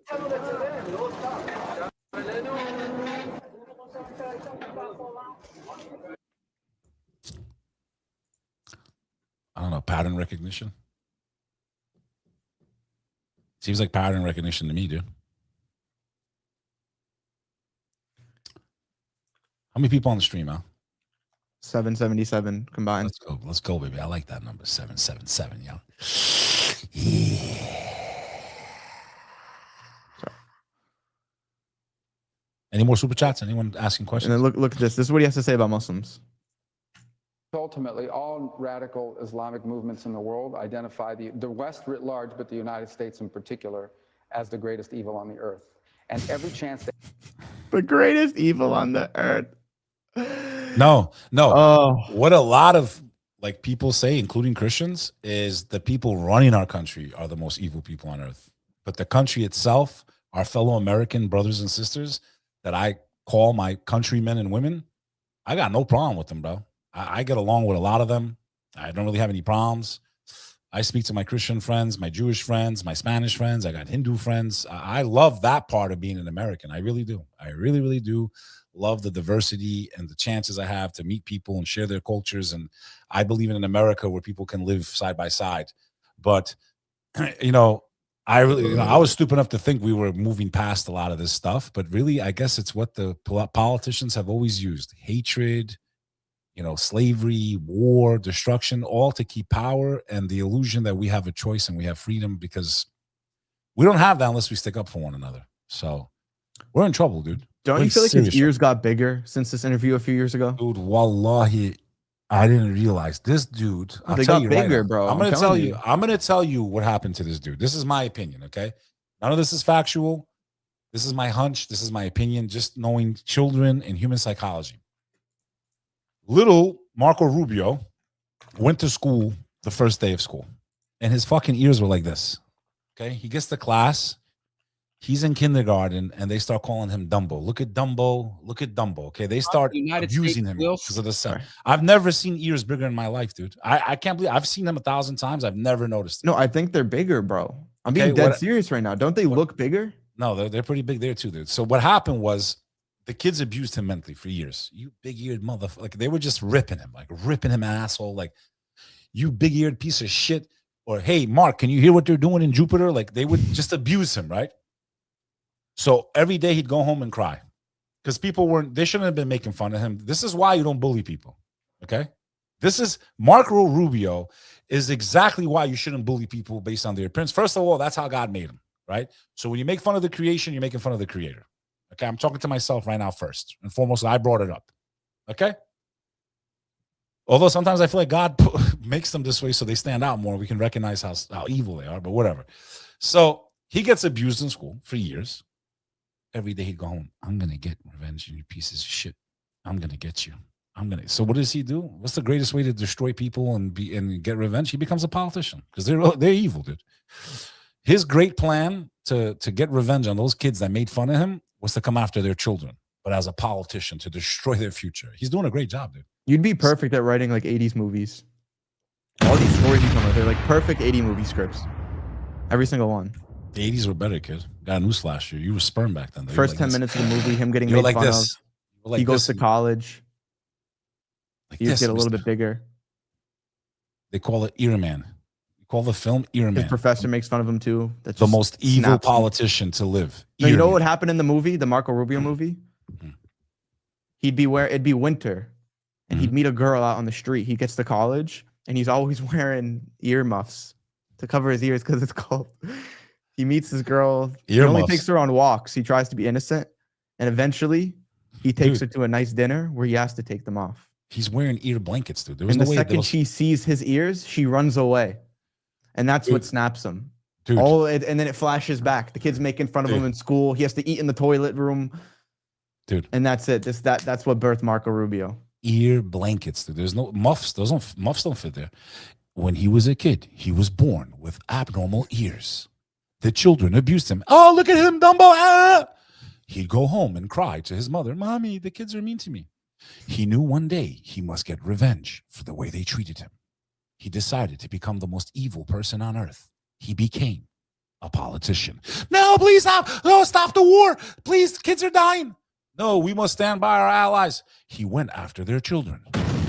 He is Earman. Coming to a theater near you if there's any movie theaters left after the nuclear holocaust. To have the notion that somehow radical Islam would be comfortable with simply controlling some province in Iraq. You can see the makeup, dude. You can see the makeup on their face. Or Syria. Looks like he has dust on his lips. Clavicular would be proud of him. Out by history. Radical Islam has shown that their desire is not simply to occupy one part of the world and be happy with their own little caliphate. They want to expand. It's revolutionary in its nature. Yeah, that's why That's why our empire is always intruding into their land, and we're the ones going over there, and we're the ones dropping bombs, and we're the ones that propped up all these dictators, and we're the ones that sent all the weapons to Saddam and started the war in Iran, and we're the ones that are dominating and invading and killing and oppressing and lying at the same time. We're the ones. And most Americans are starting to wake up. That's why I know we are in the most dangerous chapter of American history, probably since the Revolutionary War, bro. Literally in the most dangerous time in American history ever, I think, with the exception of probably the Civil War, right? So probably up until the Civil War, this has been one of the most dangerous times in human history as far as what's coming down the pipeline, what could possibly be happening. And then on top of that, what do you have coming right on the heels of that, Sonny? You have a technological revolution that's going to change everything. So we have the perfect storm brewing in multi aspects of life and society. Besides the ticking financial bomb, the national debt, it's like, which way does it go down? Which spark is it? The fact that it hasn't collapsed yet it's actually almost terrifying. Because when it goes, dude, when this thing goes, it's gonna be. You know what's scary about it too? Is the longer we kick the can down the road, the worse the punishment's gonna be. Oh my God. Ever since we got off the gold standard, that's where we just booted the can. And it's just been rolling and rolling and rolling. It's like a snowball. I mean, and this goes with anything in life. I mean, this is just on a massive scale with the problems that America's facing. But even in day-to-day life, you know, if there's a little problem with, let's say, a spouse or a partner in business, a friendship, and you don't confront something when it's little, it grows into something way bigger than it ever had to be. Could have been a quick little conversation, 2 minutes, and it spirals into something that can destroy a friendship, cause a divorce. It's silly. All I know is there's a lot of foreclosures going up. People are defaulting. There is a ticking storm, time bomb, right behind us, dude. And it's right there, dude. It's I'm telling you, dude, 2027 is going to be a year, and Allah knows best, God knows best, I think, of catastrophic consequences financially for the American people in the West. We're in trouble. Okay? So I would say for those of you, like, build your ark, dude. Have a backup plan. Have a year's supply of food if you can. We're not selling any here, so don't worry. We're not pushing it. Alex Jones. But, you know, things that you take for granted right now in a massive depression become luxuries, dude. A can of tuna fish becomes a luxury, okay? A luxury. Meat becomes a luxury. So...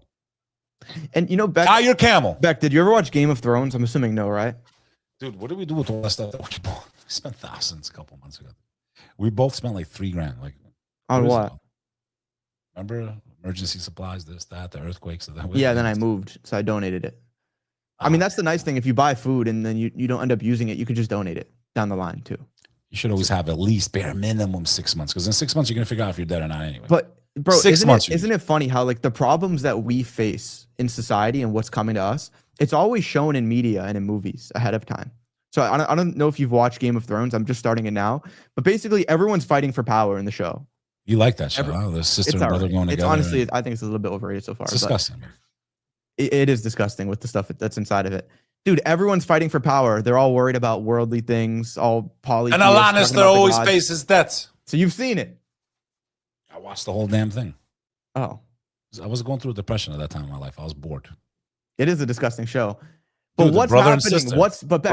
What's happening outside the walls that they're not focused on? The Horde.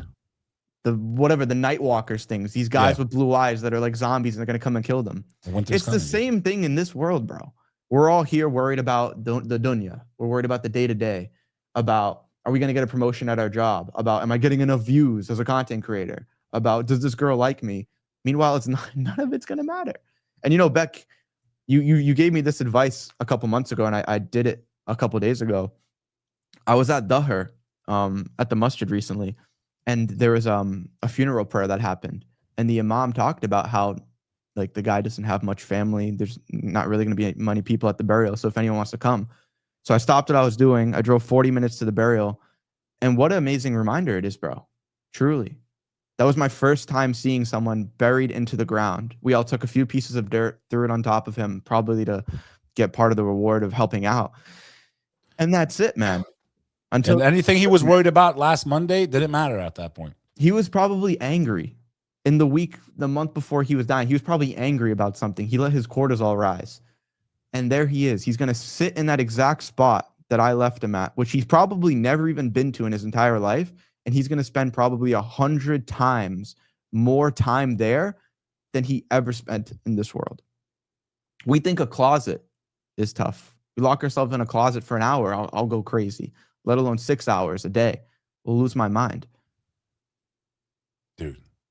What a reminder, though. Honestly, and for anyone that hasn't done that, hasn't been to a burial, I recommend going. The prophet said, peace be upon him, visit the graveyards often. Yeah, I was about to say that. Because it keeps the heart soft. How can you fall in love with this life when you know you're going to leave it? How can you fall in love and be? That's why these people are sick, dude. These politicians, these billionaires, they're sick, dude. They're beyond sick. But these sicknesses are described in the Torah and the Bible and the Quran. They're described. Pharaoh is the greatest example of this. What absolute power can do to someone. It can make them literally think that they're God. Meanwhile, when his time came, he's like, I believe the water drowned like a little bitch. And you know, it's crazy. He's an art exhibit now. He's a freaking art exhibit. He's a even the arrogance to the last second. The water was opened up for Moses, and he thought it was for him. Look at me. I'm your king. I'm your God. Look at the water, what it does for me. And the second Moses and his crew got across. I believe in the God of Moses. Too late, dude. Finished. Cooked. And you know, he still only said that out of arrogance. The God of Moses. He didn't just say, I believe in God. I believe only my creator is worthy of worship. The God of Moses. The Lord of Moses. He's cooked. So even his shahada still had arrogance in it.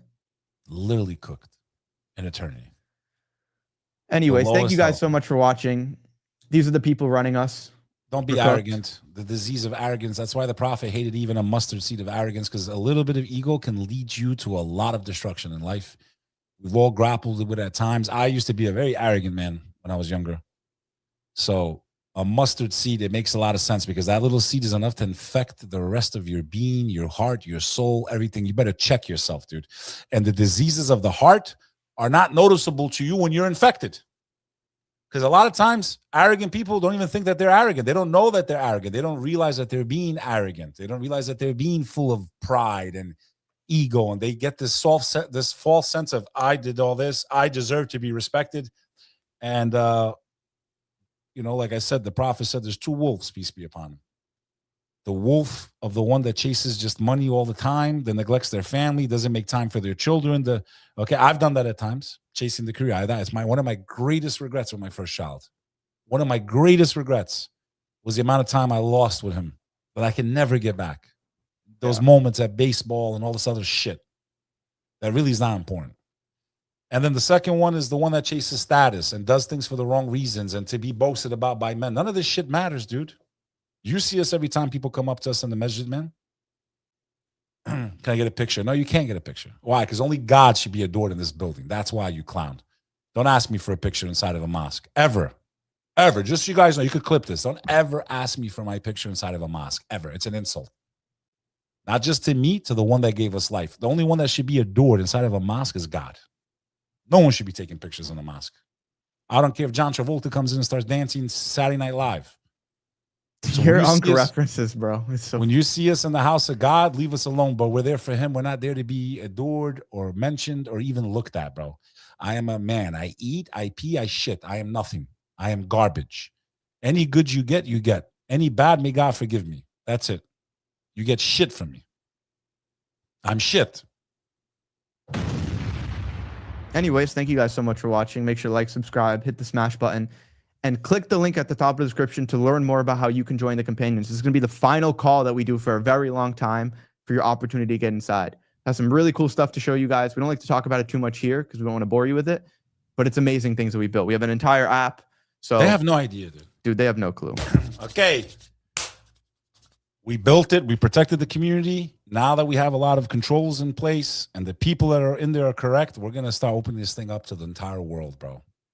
You want access to Unk? You want to talk? You want to learn things? You want to meet people who are going to change your life? You want to have fun? You want to meet brothers and sisters from all around the planet? Well, your time is coming. I expect a major announcement, God willing, within the next 2 weeks. We've built something that no one else has built. So come on in. And I'd love to give a couple of free subscriptions to all those haters that are out there. They're more than welcome to come in. We got nothing to hide, but everything to be honored about. Because even the word proud now scares me. We're proud of the work we've done in a respectful, humble fashion. That's it. I want a poll, bro. Do they miss Beck and Sonny, bro? I want to say, do you miss us? Or should me and Sonny just go our ways? Do you miss us? You see, they're like, no. It just starts. Did you they're even asking, are they in the same location? That's so funny. Did you see the Sheikh Uthman God Logic debate? I did, actually. Did you like it? And Sean's been calling me and calling. So do you want to watch it or no? We could do a piece. The only part I feel that the Imam, and he's a great guy, I just feel like when he was attacking the names and the attributes of God, and he was trying to make it seem like, well, if you call someone merciful, then you're committing shirk. No, he should have been like, we know that the greatest example of these attributes are the creator. Anything else is, used to describe, but the greatest version of it is only demonstrated through the creator. That's the only thing I wanted to see in that part. And I felt that, God Logic does what he does, dude. He's a clown, dude. Okay, twisting and manipulating. And, that's why debating, bro, it's not about if you're speaking the truth or not. It's about, can I look cool or get a punchline or make it look like my opponent's lying, even if they're not lying. So, but. Do you know the best parts? I didn't watch the whole thing. I got to about 40, 50 minutes of it. Then there was some British dude on there that was mad annoying, bro. But, Sean loves doing these debates. He's begging me to come. I am going to do one. Not now. I got to get everything settled in first, but I am going to. I got a couple people I'm going to have to teach them a lesson, bro. All right, so should we watch a little bit? We can. Anyway, I could do 2 minutes. I need to make some pee-pee, and I drink a lot of water. And can I make a pee-pee, or do you want to start the segment, or do you want to do you need to pray? Did you pray to her? Not yet. So why don't you, let's take a 2 minute. We'll let Al sit here so they can see his beautiful face. Take 2 minutes. You want to go pray real quick and then we'll come back? Sure. Al, to talk. the what? Oh, no, you come sit here, man. Talk to the crowd, man. They like it. Pray too, bro. You didn't pray yet either? Shame on you, dude. I prayed. All right, you guys go pray and I'll stay here. Go pray real fast. And when you come back, I'll go take a break. Hurry up. Let's just take it. No. Can we just do the segment real quick? There is no victory without him, dude. There is no success without him. We got to stop disrespecting him, man. Being late for Fajr. All right, I'll just play it then so that they can watch a little bit of it. Play it then we'll come back. Guys, check out this debate, 1 verse 10 on mine and Sonny's good friend. And someone, Kelly. If someone could get me some time segments in the Discord or Unfazed, if you can get me. We'll be back in a few minutes. I need to use a tinkle tinkle. Is not Almighty God according to the Bible. Be right back. If you look in the Bible, and this is in John, chapter of John, you see in 8:40, but now you seek to kill me, a man who has told you the truth which I have heard from God. So clearly, according to the Christian Bible, again, this is not my belief. This is what I'm quoting from your own scripture. Jesus, according to Red Line, saying that I am a man who heard the truth from God. He's not claiming to be God in this verse, at least. So it's very clear that he's not Almighty God. If God heard from God, then he wouldn't say I heard from God. And if you don't mind. Yeah. And then in verse 42, he goes, I proceed forth and came from God, nor have I come of myself, but he sent me. So Jesus, according to the Bible, is clearly saying that he is a man who was sent by God, not the Father, by God, who heard the truth from God. In fact, if we continue in John 17:3, he says, this is eternal life, that they may know you, the only true God, and Jesus Christ, whom you have sent. Very explicitly, Jesus is saying that there's only one true God who sent Jesus Christ, separating himself again from Almighty God. If we look at the fact that Jesus, according to the Bible, and this is post-resurrection, so we don't say this is pre-resurrection, in John, also says, I'm ascending to my Father, my God, and your God. God doesn't have a God. If it's God, Almighty God, he wouldn't be saying my God. Post-resurrection, by the way. And I believe that when Jesus is called the servant of God in Acts 3:13, he says, the God of Abraham, Isaac, and Jacob, the God of our fathers, glorified his servant Jesus. So if Almighty God glorified Jesus, I really don't see how that could be God himself. In fact, in Acts, we also see God anointed Jesus of Nazareth with the Holy Spirit and with power, who went about doing good, healing all that were oppressed by the devil, for God had sent him, or God was with him. So again, God anointed Jesus, God helped him. It's not God himself. In fact, if we look at the last verse, or two verses that I'll quote to end this with, Jesus also says, the God of our Lord, in the Bible it also says that the God of our Lord Jesus Christ, the Father of glory, may give you the spirit of wisdom. Post-resurrection, we're talking about the God of Jesus, not even while he's on earth. And the last verse that I'll quote here is in Revelations, where according to the Christian Bible, this is again redlined, after risen, after being exalted in heaven, Jesus says, he who overcomes, I will make him a pillar in the temple of my God, and he shall go out no more. And I will write on him the name of my God, the name of the city of my God, the New Jerusalem, which comes down from heaven from my God. 4 times Jesus continuously says, my God. Again, post-resurrection, post being exalted, post-heaven, all of that. Still, Jesus is saying, my God. And many times in the Bible, you also see Jesus on the right hand of God, not God himself. So I from where I see it, I'm open to your understanding. Yeah. Jesus isn't Almighty God himself, according to the Bible. All right. So I kind of want to take a little bit of a different angle. I want to do this in a way that relates to you and your theology. So the Quran has names and titles of Allah that you would agree only apply to him. No creature, no angel, no prophet can claim these titles, or else it would be what is called shirk, or associating a partner with him. Just quickly, you agree with that? That is incorrect. It's incorrect? It's incorrect. So just because do you want to get into Islamic Aqidah? Because that's off the prompt. No, it's not. It's tying into the point, which is okay. What So the do you point want me I'm to making. explain that point then? Because you're incorrect on it. So you're saying creatures can actually share in the names and titles of Allah? Can I respond? Please, it's a yes or no, because I'm not going to yes or no. If you're going to ask a question, I'm going to respond. It sounds like a line of logic that he's trying to run by. So if you're asking for a yes or no, you can do a yes and I have a clarifier. Exactly. And then if you want to get through your thought on the line of logic and then offer the clarifier. Yeah. Yes, I have a clarifier, which is that there are certain sifat that are only for Allah subhanahu wa ta'ala, like Ar-Rahman, that cannot be used for any of the creation. But there are sifat like Rahim, which can be used for creation.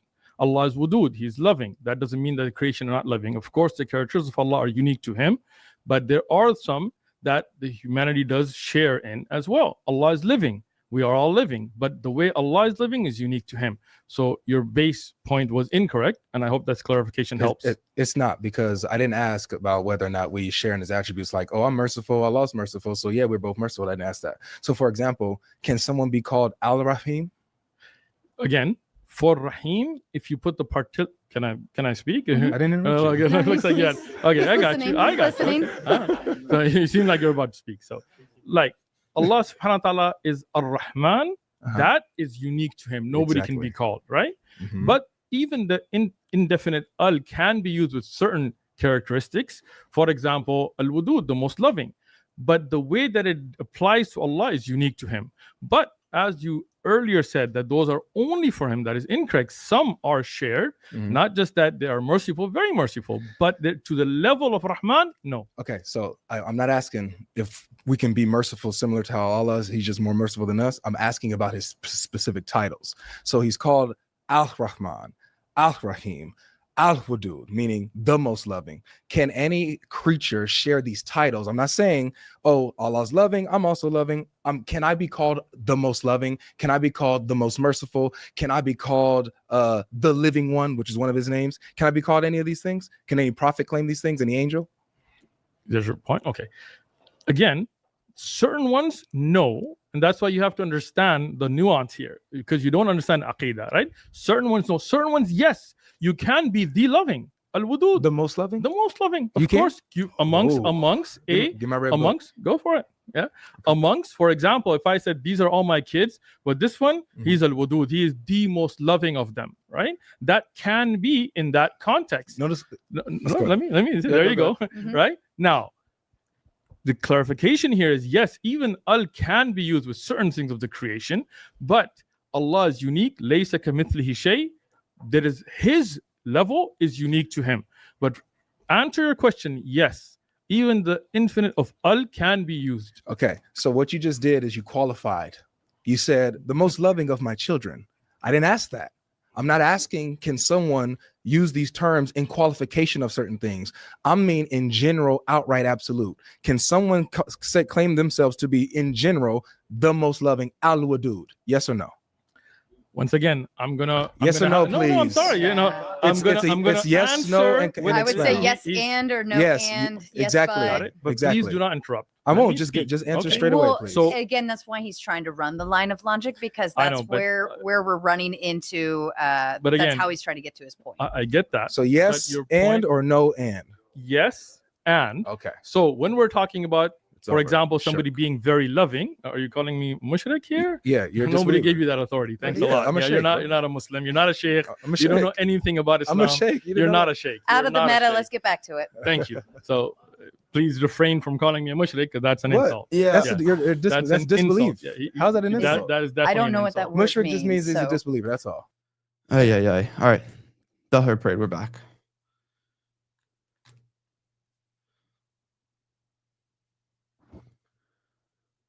Yeah, he's just insincere. I'll give my thoughts on like the debates and whatnot. It's these two for 30 minutes straight. Lord of right now.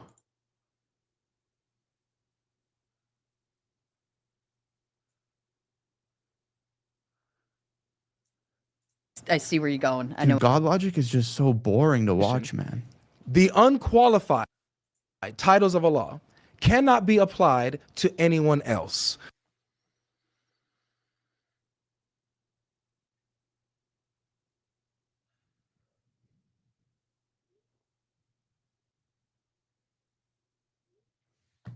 Skip God logic. When it's unqualified for Allah, like the first and the last, only God can have those titles. These are your bro. How was it? How was the 10 minutes you guys just watched while I was praying? Was it any good at all?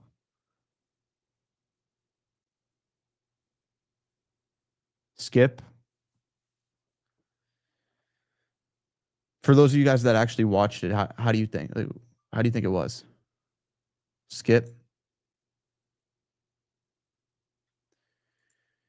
Yeah, man. There's a few points that I have against debates. One is that it's typically the Christian guy or whoever the Muslim is debating is just 100% confident in their lies. You want to watch this or no? Can we do another day? Yeah, I don't really feel like it. His face just annoys me, bro. Yeah. I can't believe I met him and I didn't know who he was. Did he give you weird vibes just meeting him? Mm-hmm. Yeah. You know who really gave me like? I could tell he vibes? wasn't there. Like when I greeted him and that guy IP, I definitely like IP a little bit more than him. I was very respectful, bro. Even if you watch on the conversation, it wasn't a debate, but it ended up becoming one with no rules, no nothing, no constraints, no moderator. He's quoting books left and right. I could play that game all day too, bro. And I'm going to show it to you. I'm going to prove it to the whole world. We could play that quote the book game all day. But yeah, I mean, he's bringing more people to Islam with his videos. He is, 100%. I get the messages every day. I get the messages every day. So funny. It's not a candy bar. It's 0 carbs. I'm trying to get this weight off, kid. Enjoy being skinny while you are. You'll be an old man one day too. What are you eating? No carbs. Show the rapper. No, why should I give them a free shout out? They should pay me. No one's giving me anything for free.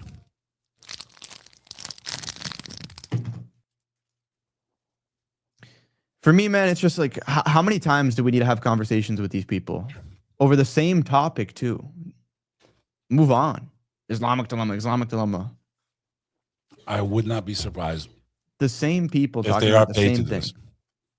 The question I would Well, have they for make IP money, bro. I mean, you saw well, like the one question I had for IP is, remember, I didn't know what we were going to even talk about. He said something to me, and at the time, I didn't really understand what he was saying.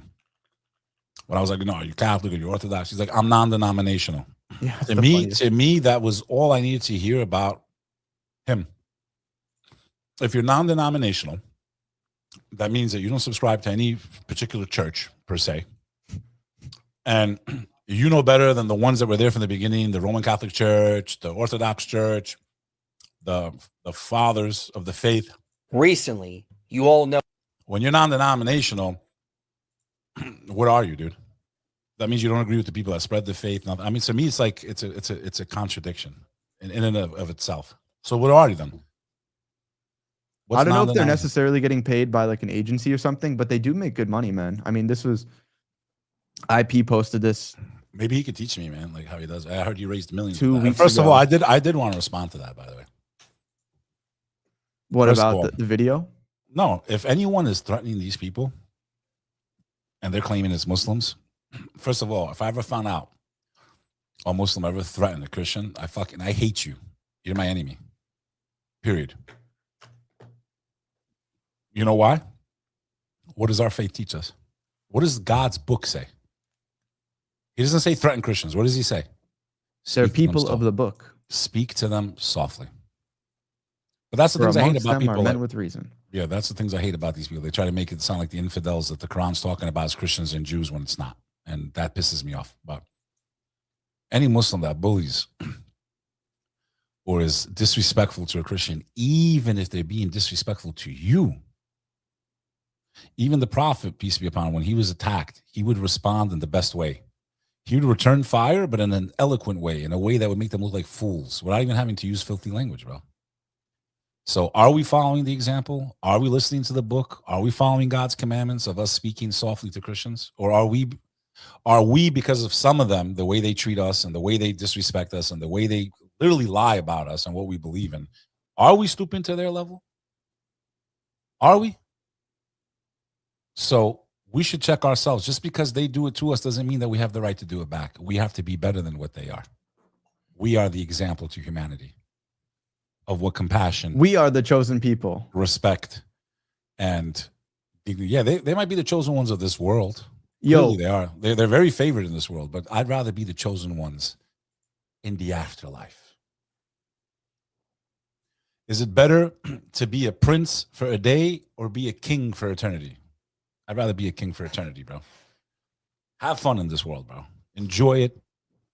You know, enjoy your jets. Enjoy those Rolls Royces. Enjoy all those stupid idiots that let them touch you because they want money. Enjoy.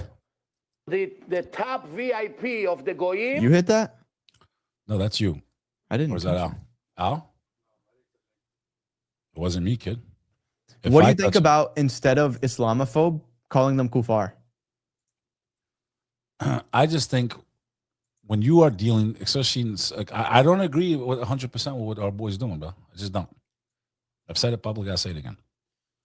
I understand why he's doing it. He's pushing the envelope. He's basically doing what they do to us. You understand? Somewhat, yeah. And I agree with it somewhat. I do. But I think we have to follow the commandment our God gave us, bro. You know why I like the word kuffar? Because Islamophobe just sounds weak, bro. That's not even a word I use anymore. I put. What do you say instead of Islamophobe? Muslim hater, anti-Islam. Kuffar. I'm not Arab. They're not all kuffar, bro. I'm Okay, not saying that's they're cool, all but kuffar. I'm not an Arab. I speak the English language. And when I'm communicating to the world, I'm going to speak in my language. So why would I use a foreign word that they don't even understand what it means? I'll call them a hypocrite. I'll call them a contradicting scumbag. A piece of shit. We'll do that one. That's the best one. A pos. From now on, they're posses. A pos means a P-O-S. Piece of Oh, curva. All right, let's do 1 or 2 segments for today. This is a good welcome back stream, but I'm very happy with it. I think the community's okay with it. I think it's great. Al says we're hitting almost 900 people right now, dude. 823. Alhamdulillah, bro. Combined. I wish I could jump to this computer and just slap you right now, dude. You're lucky.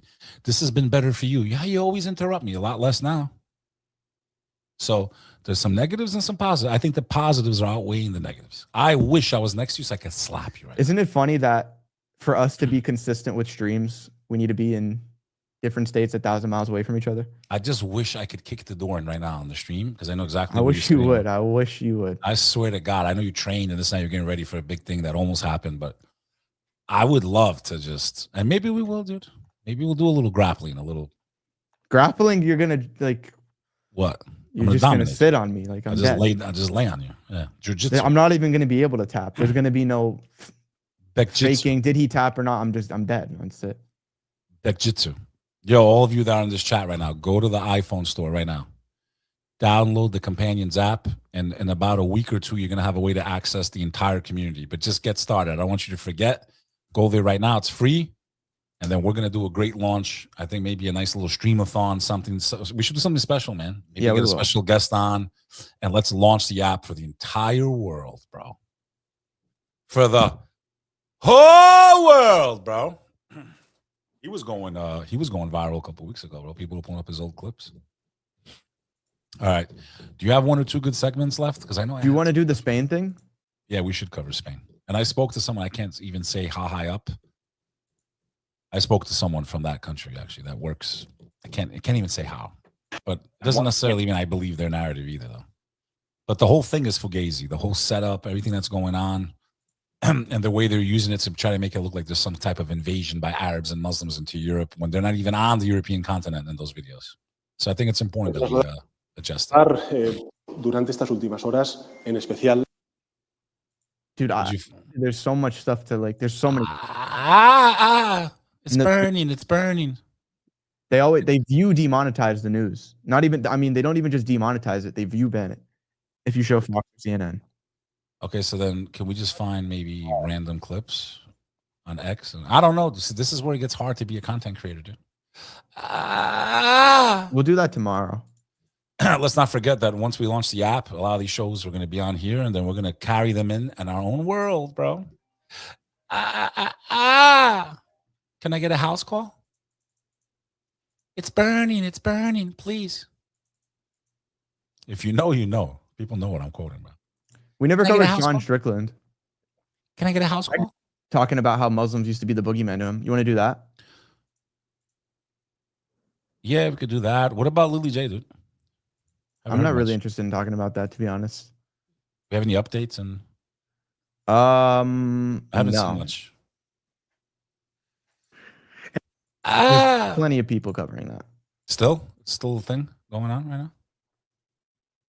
I don't know what to say about it. Like, there's. Okay, you frozen. Okay, there you are. Can I get a house call? Does anyone know what the hell that is? You don't even know what that is, right? What I'm quoting, huh? I think eventually, Sonny, it should get to the point where, like, when you're reacting, it should be like a full shot of you, full shot. We could maybe get that. I mean, this is big enough like this too. It's burning. It's burning. It's burning. Right, so UFC champion Sean Strickland, who was a big advocate for hate against Muslims and Islam, has recently come out and changed his stance. So I want to show you guys what he said. We were both in the gym with him like 6 months ago. We didn't really talk to him. He was training. I guess he was training for that last Chima fight. And it's just funny where God puts us, bro. Like the people we've met and seen and, you know, been in the same rooms with. And this is also the same guy that beat up Sneeko but couldn't knock him down. Because I grew up in the 90s and after 9/11, I mean, again, you've experienced, you were fucking, you know, like you lived it. But I like Muslim to me was like the fucking boogeyman. The Muslim is bad. The Muslim's fucking bad. Like, and we're so propagandized. So after October 7th, I was like full saying like Muslim bad, Hamas bad, dude, go in there, get your fucking people back. Like, and like the Israelis loved it because they're like, yeah, Sean's saying go to fucking war, go get your people back. And I stand by that, although I think Israel knew about October 7th. Like, I mean, you're talking about a country. Has that been proven? Yeah. I mean, you're talking about a even country Charlie that has a Kirk, smaller Top border Goy, said the same thing. It's pretty obvious. than fucking New Jersey. That is like literally a prison. And you're telling me that like you didn't know, like you gave people pagers and you put them all over the terrorist organization. You didn't see these people buying paragliders, tractors, welding shit. You fucking knew. You fucking knew. And then you look at their it wasn't like a response of like, we're going to go get our people back. They go like the satellite images. Like It's almost like they needed it to happen so that they can do everything that they're doing right now. and it sounds like, go ahead, Sonny. I was gonna say, anytime there's a mass event like that where the media really pushes it, and then there's an agenda that follows, people knew about it almost every single time. 9/11, we 100% knew about. That got us into the Middle East. Patriot Act. Pearl Harbor, that's been exposed that we knew about it. We moved one of our crucial battleships literally the night before and allowed over 1,000 American soldiers to die to get us into World War II. So it's like history repeats itself. What were you going to say? The same thing? Well, here on a micro level, it's like what they say, they allow things to happen so that in the chaos, they can bring in their new order. And here in America, people are unplugging. They're starting to wake up. They're starting to realize who Oz is behind the curtain. They're starting to realize it's not the Muslim boogeyman. He's using the right word, the Muslim boogeyman. I've used this in many podcasts, the Muslim boogeyman. And I really hope this time around, if something catastrophic should happen and they try to blame it on the Muslims, that the American people are awake. Because it's not the Muslims that control Congress and the Senate and make these policies and push filth on your children. And the blame the Muslim boogeyman is really starting not to work as much, because how do I know the messages I get every day? The hugs I got in the airport from a Jewish man and a Christian man, both on the same flight, one as I got on the plane, one as I got off the plane. So I know that if I even change one mind to make them stop hating people, I've done my job. And if everyone would just do their job and speak out and talk to their neighbors and talk to the people that they buy coffee from their store and say, hey, I'm a believer in this faith. This is not what they're telling you. They need to hear it. All day they're being echo chambered on the algorithms that you're evil and you want destruction and you want to conquer America and all this stuff.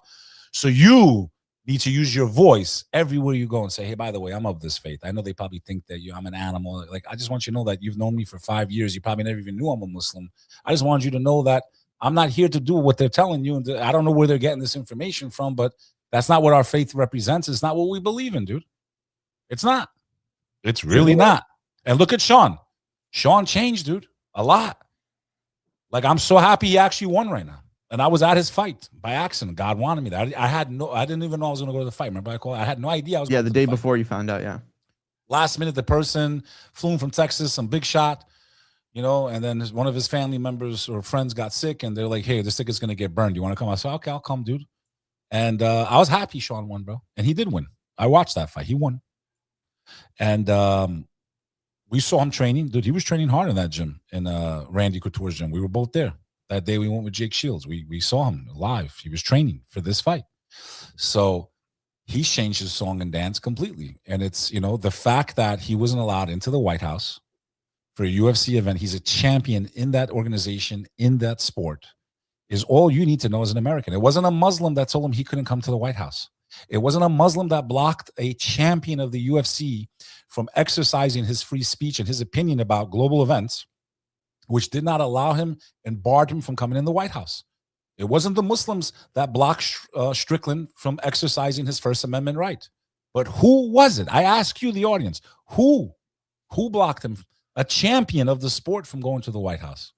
Wasn't the Muslims. You could explain the context. When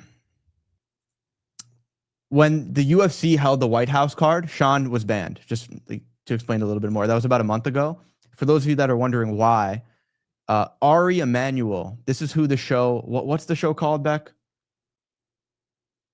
You're friends with you're friends with the writer. Ari Gold, bro. Oh, that's Ari Gold, dude? Yeah, dude, this is who it's based off of. You're talking about the show Entourage. Entourage. So for anyone that's seen the show Entourage, this guy, Ari Gold, he's based off of this character, Ari Emanuel. And Ari Emanuel recently bought a controlling stake in the UFC. So Dana White isn't really the owner. Like there's people behind him that influence all of his decisions. He's more of like the spokesperson now for it, basically. And then I'm just We like, have to go you know down what I this mean? rabbit I'm hole. not We've already I'm done not this. saying it. It's just like it's We not already the know. Muslims, bro. It's not. Okay, we know that where his political ties are and who he's rooting for. And if he had to choose between America and another country in the Middle East, he would sell his country down the river in 2 seconds, in my opinion. And this is where like, and this is where is I don't like 9/11. and this is where like, Heard what he said there? and this is Like, where I like Israel- 9/11, yeah, bro. And then- like, and then so many Strickland people goes, are waking up, man, and that's why we can't give up on a lot of these guys. Because although a lot of them are paid by foreign agencies and they're incentivized to push propaganda against Islam, a lot of them also just don't know. I mean, I can personally attest to that. Right before October 7th, I did a video or went into the streets of Miami and I asked people, Israel or Palestine? And then my comments blew up about it. They're like, he's a traitor. He sold out. He was just looking into Islam for clout. And I just didn't know. I didn't know what was happening. And especially with the older generation, it's hard to teach an old dog new tricks. These people have way, way, way more propaganda that we have to unwork compared to the younger generation. And that's why I also think that for a lot of these younger people that hate Islam, it's like, dude, you really got to lock in because you do not have as good of an excuse on Judgment Day. You did not get even a fraction of the propaganda, and you have AI, YouTube to find the truth. I've been under this propaganda my entire life. I was born into it. So were you. Even Yeah, but it wasn't as bad for me, bro. Like I used to root in movies like for the get him, you know, like. And it's so funny. It's like an American goes to the Middle East to terrorize people, and then he comes back with PTSD, and he's the hero. The top VIP of the Goyim. Bro, the soundboard, it's just This is where like, and this is where Israel and me like, and now people in Israel fucking hate me. Like it's funny, you're loved by them, then you're hated, because it's like, dude, you made me realize like Israel deprogrammed me because I'm watching what you guys did to Gaza, and we're not seeing like, I don't see, when I see a dead body, I don't see a fucking jihadist with an AK. I'm seeing a little girl being pulled out of a fucking building. I see map images of this like piece of land that like is now a demolition site. Like you are committing on a very small scale a genocide. You are, or like one of they lost me. There was like one of our fucking Zionist leaders. I think maybe it was like Tucker or something, or like he's in an interview. And he said, well, what would you do if what did we do to Hitler? Like what would we do to the Nazis? Referring to like we're having a proportional response. He's talking about the guy that just doing. passed away, Lindsey Graham. He's talking about when Lindsey Graham said, you know, save me your morality. Like we did this in World War II. We carpet bombed entire cities. Yeah, they did. That's why we came up with the Geneva Conventions and rules to warfare. And we said never again. And humanity can never do this again. And meanwhile, it's never stopped. It's never stopped. It was too late for my family. It was too late for many of your families that are watching this. It was too late for our armed services that have been used like feudal serfs to go and fight the wars of corporate oligarchs. America needs to wake up, dude. It's already too late, I swear to God. It's like, it's not, I don't even think we're asleep anymore. It's like we're dead on the table and we're trying to do like, clear, get them back. Like we're already past the danger zone. We're already past the point of saving our country without extreme pain. We are past the point of an easy way out. We are in serious trouble. Yeah, because catastrophic trouble. And I promise you, when that day comes, the last people they're going to blame in this country are the Muslims. I promise you that day will come. There's two options, Beck. There's two options. We have, it's like in a UFC fight. We're getting choked out right now. So we can either rip it off and fight some more to try to regain control, or we just get choked out by the people that are already controlling us. Those are the only two options. So no matter what, there has to be a period of rebuilding. But is it better to rebuild where we're in control and we take back, or we just suffocate by the people that are in power? And that plan is way worse. But sadly, the only time the people are going to come together in America is when it's too late. It's simple. Oh, that even another Game of Thrones reference. Same thing for them. They only come together when they're starving. Oh, you're like 10 years late with Game of Thrones, dude. I know you Well, just started watching that filth that you think this is goy slop. Disgusting film of a brother and sister sleeping with each other. You got nothing better to do? But guess who did that in real life? But guess who did that in real life? A lot of the royal families in Europe. Brothers and sisters, huh? Yeah. Yeah. Incestuous, bro. Disgusting human beings that still have a lot of power in the world. Let's finish this. Well, what you want to do, you want to go over there and fucking murder kids Like, we didn't go to fucking World War II. We didn't go fucking murder kids. We liberated them and we rebuilt Germany to one of the most fucking successful countries in the region. That's what we did after World War II. We didn't go flatten everybody and fucking murder kids. So, like, don't give me that crazy shit. So, like, during this course of, like, I really deprogrammed myself from Israel, the Israeli prop. And that's also acting like we did the right thing too. Like, we nuked Japan. Like, how does that justify killing kids in 2026? It's disgusting. It's one of the greatest crimes in humanity. Even the great evil Iran, even they gave a fatwa, a ruling that nuclear weapons are forbidden. Bro, is it even worth becoming an MMA fighter, dude? Because you could have billions of dollars. You can never fix those ears, dude. Like, those ears are cooked, dude. Who cares, bro?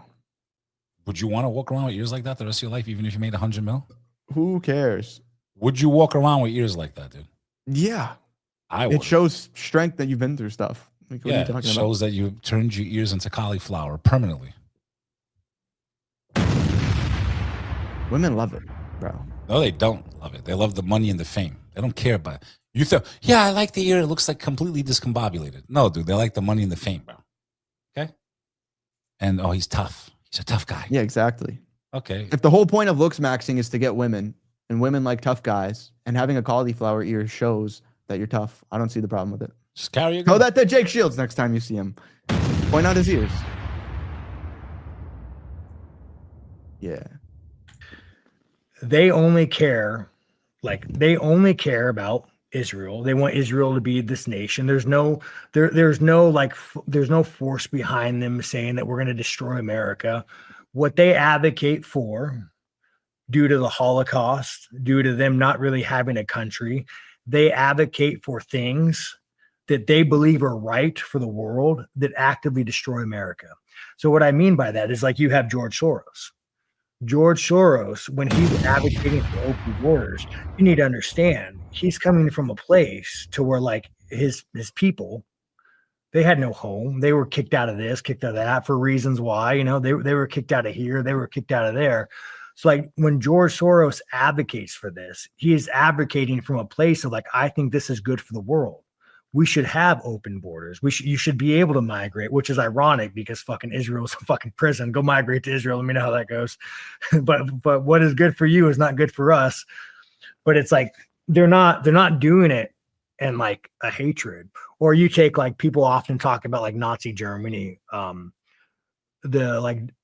of the early founders of, like, transgenderism is, you guys could all fact check me on this, but it was a Jew guy. He was I still can't believe this is, like, mainstream knowledge now. I learned all this stuff about 3 years ago. Although they plan. God is the best of planners. And I've been calling this. We both have our predictions. My prediction is that Islam being the truth is going to be the same prevalent truth as how the Yahud got exposed today. Because if you told me 3 years ago, you told anyone 3 years ago that they would be called out at this magnitude, no one would believe you. Absolutely no one. You've known for what, 20-something years? 30 years? Most of my life. Bro, crazy. It's a snowball. That's like how everything is. It's a pendulum. It's a snowball, whatever analogy you want to use. Especially with, like, the more white people and Americans accepting Islam, and then obviously, you know, having more kids, and then it's more normalized to accept it. So that way in the future, someone taking their, you know, testimony of faith isn't as big of a deal to their family, to society. It's just going to become more normalized. He was a homosexual doctor. Someone said, didn't he disrespect Islam? Didn't Omar al-Khattab try to kill the prophet? Wasn't there a guy that tried to blow up a mosque and then he ended up becoming the imam there? Yep. There's plenty of stories, bro. It's about people's sincerity. If their hearts are soft and willing to open to the truth. And I think that it's also like a curse of intelligence, right? Like Jewish people have on average have higher IQs. They're more intelligent. So, like, generally sometimes, like, when you're overly intelligent, you start breaking norms, right? So, like, when you're really intelligent and you could, like, fathom, like, the intricacies of the world, and, like, you start breaking down norms. So, like, why is gender a male and a female? Like, why is it not on a spectrum? Like, you know what I'm saying?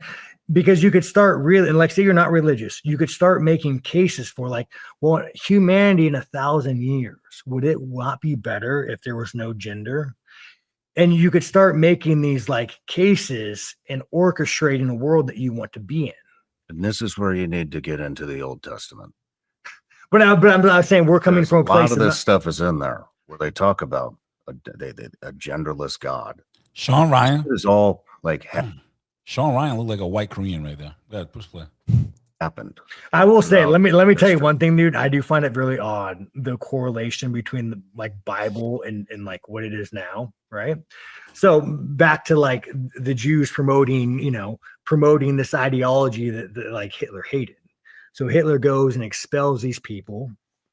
But I don't think that the George Soros, like the Jewish elite. The issue is you have such a small population with such a mass amount of wealth that has way too much power.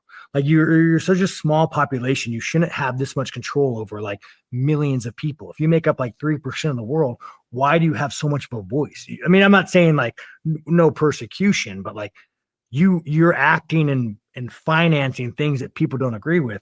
But like going back to Beck, I'm sure you agree with this. That's not even the problem, is that they have wealth and power. The problem is how they make that and what they do with it.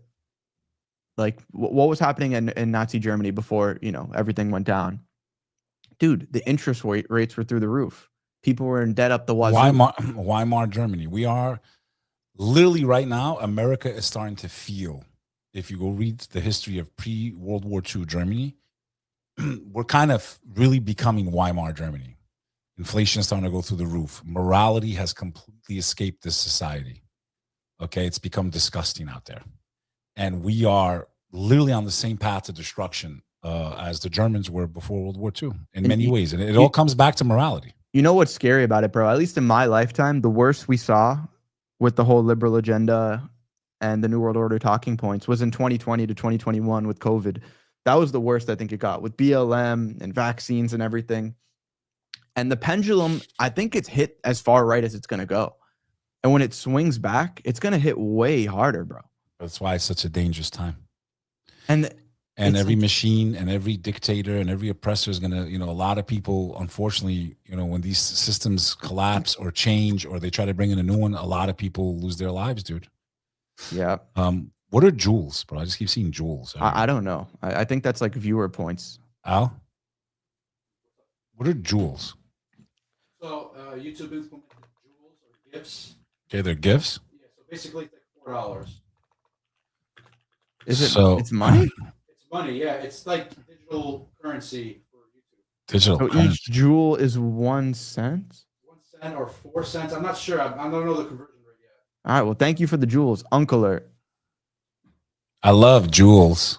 Love them.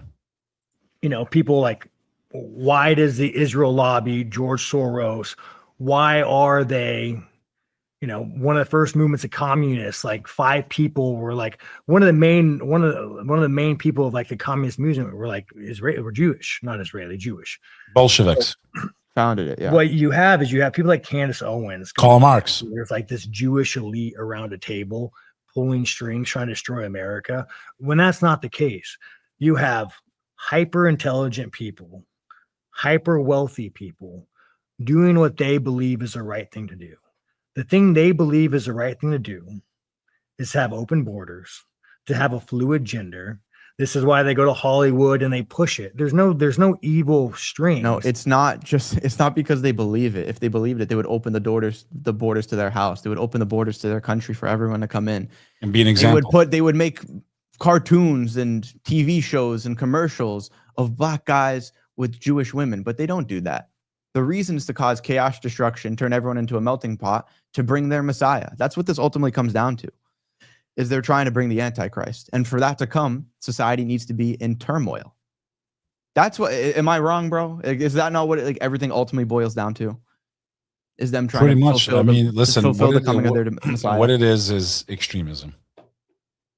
Yeah.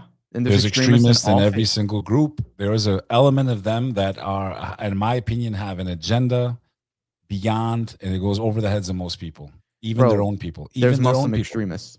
There's Muslim Hindu extremists. We see that There's going on in India a lot. Buddhist extremists in There's Burma. Christian extremists. The KKK called themselves Christian. but Just to the other say- day, what was in Idaho? A guy was a Christian white guy, shot up a bunch of people. They're not going to call him a Christian in the media.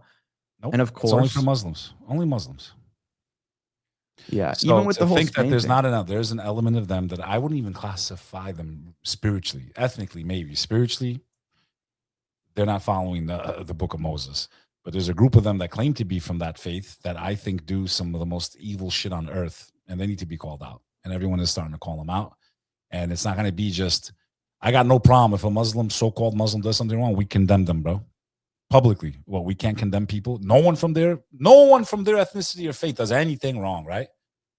But they never use their religion to name them. If a guy does something horrible, they never say a Jewish guy, Jewish criminal, Jewish terrorist. They never say those words. Those are only for Muslims. This is the hypocrisy. This is the double standard. And you cannot be just if you do it to one group and not the rest. So either we're going to treat everyone the same in America. I don't give a fuck about the rest of the world.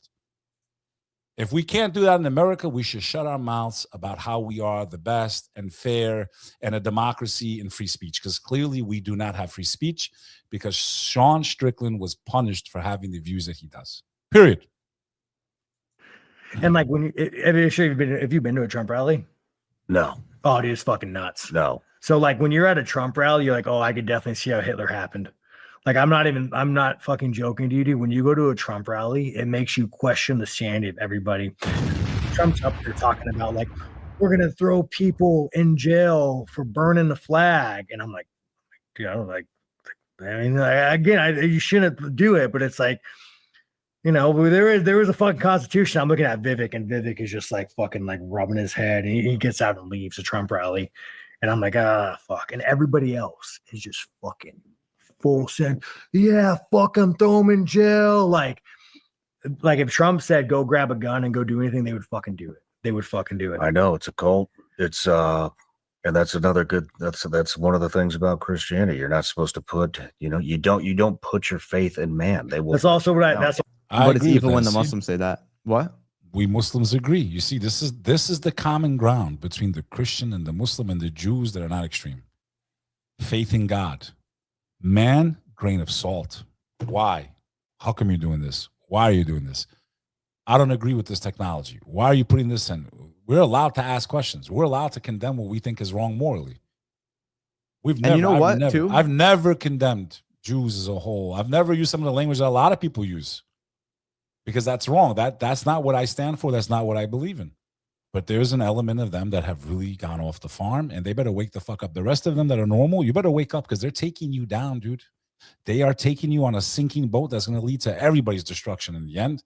But all we get is anytime we try to sound the alarm, this is what they tell us. It's all fake news. It's phony stuff.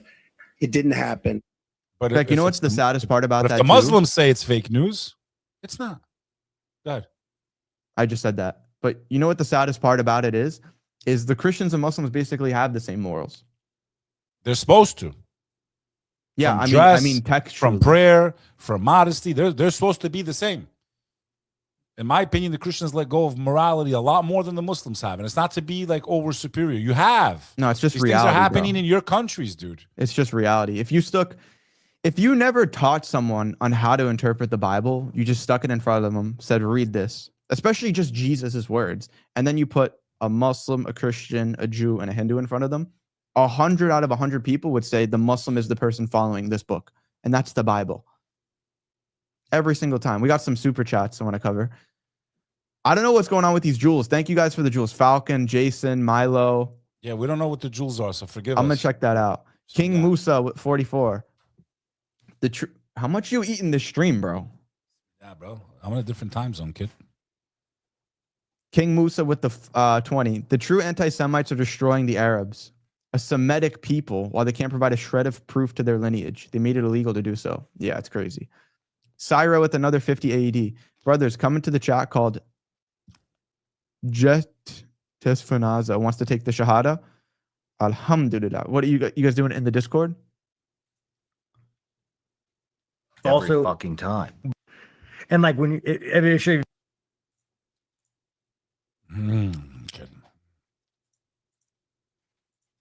Man, they were so weird. Even me, but like I get so much hate now from going back to the Navy SEAL thing. Like, you know, when I was like pro MAGA, dude, I had so much more love from people. I can't believe how much he's like, changed. and I don't give a fuck.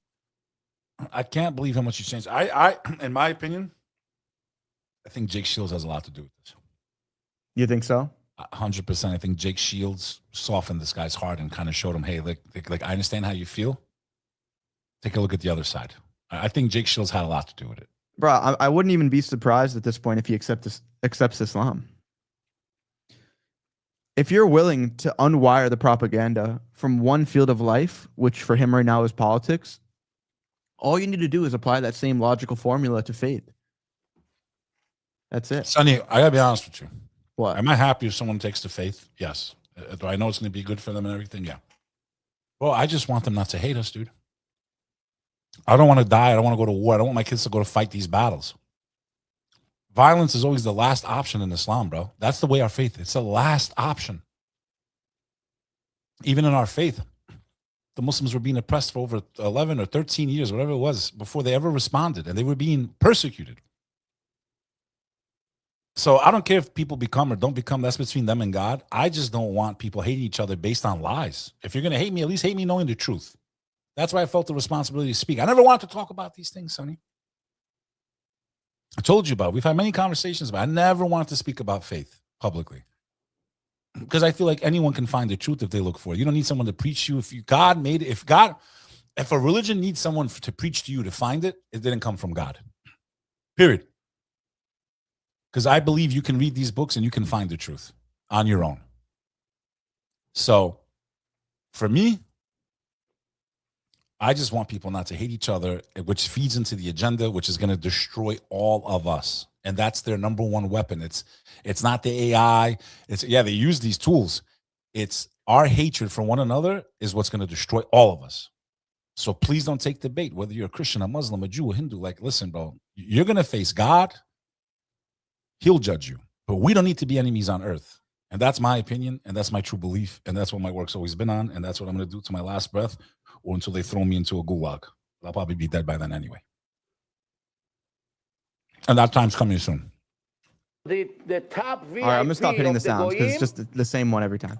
But the moment I like came out and said, hey, man, the list is a little fucking weird. Like, and then like. I feel your pain. like you know, you're like I'm just asking fucking questions. You're like, well, what do you mean? I'm like, well, dude, let me tell you, just has history that I know it. Trump reluctantly signed the bill. Like he reluctantly signed the freedom to release the files. Fucking guy has Pam Bondi, who he put in, and he marketed his campaign on the premise. The whole thing. The whole thing was on the files. Like, it's just ridiculous. Have his personal lawyer handle all Todd Blanche, have all file releases. He handles all redactions. Fucking get 3 million documents out of 6 million. and then what happens after that? The entire thing. Trump's personal fucking lawyer goes and interviews Maxwell and says, the entire thing. He says is he didn't, no involvement. Yeah. The next day, dude, I have a buddy who's a prison guard. He was telling me about the prison she's in. Sonny, pause it. Prison. Yeah. You still have people to this day right now. He's playing 5D chess. He's playing 5D chess. Trust the plan. Trump's going to save us.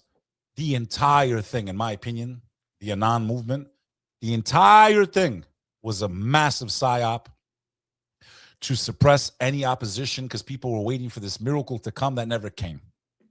The entire thing was an operation. I wouldn't even be surprised if it was done by intelligence themselves. Because the communists did the same thing, by the way. When they came into power, that's what they did. They kept saying, don't worry, help's coming.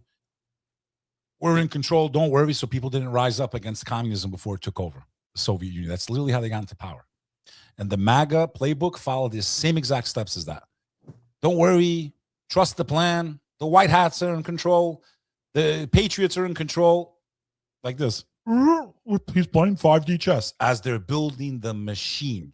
I said earlier on this stream, humanity is in a race. They know that we're all waking up. Everyone's like this. That's seen it in the Matrix when Neo's going like this. Everyone's waking up. Everyone's like, wait, the Muslims. No. Everyone's waking up. So now there's a race. There's a race between everyone, the Great Awakening. Everyone's waking up before they can complete their digital prison. If we don't wake up and do something now before that prison's built, it's over for humanity. It's cooked. We're finished. We have this window. It's small. The whole MAGA thing was a way to calm the flames a little bit, to create a controlled opposition where people felt like there's a secret superhero. His name's Trump. It was all part of an elaborate plan.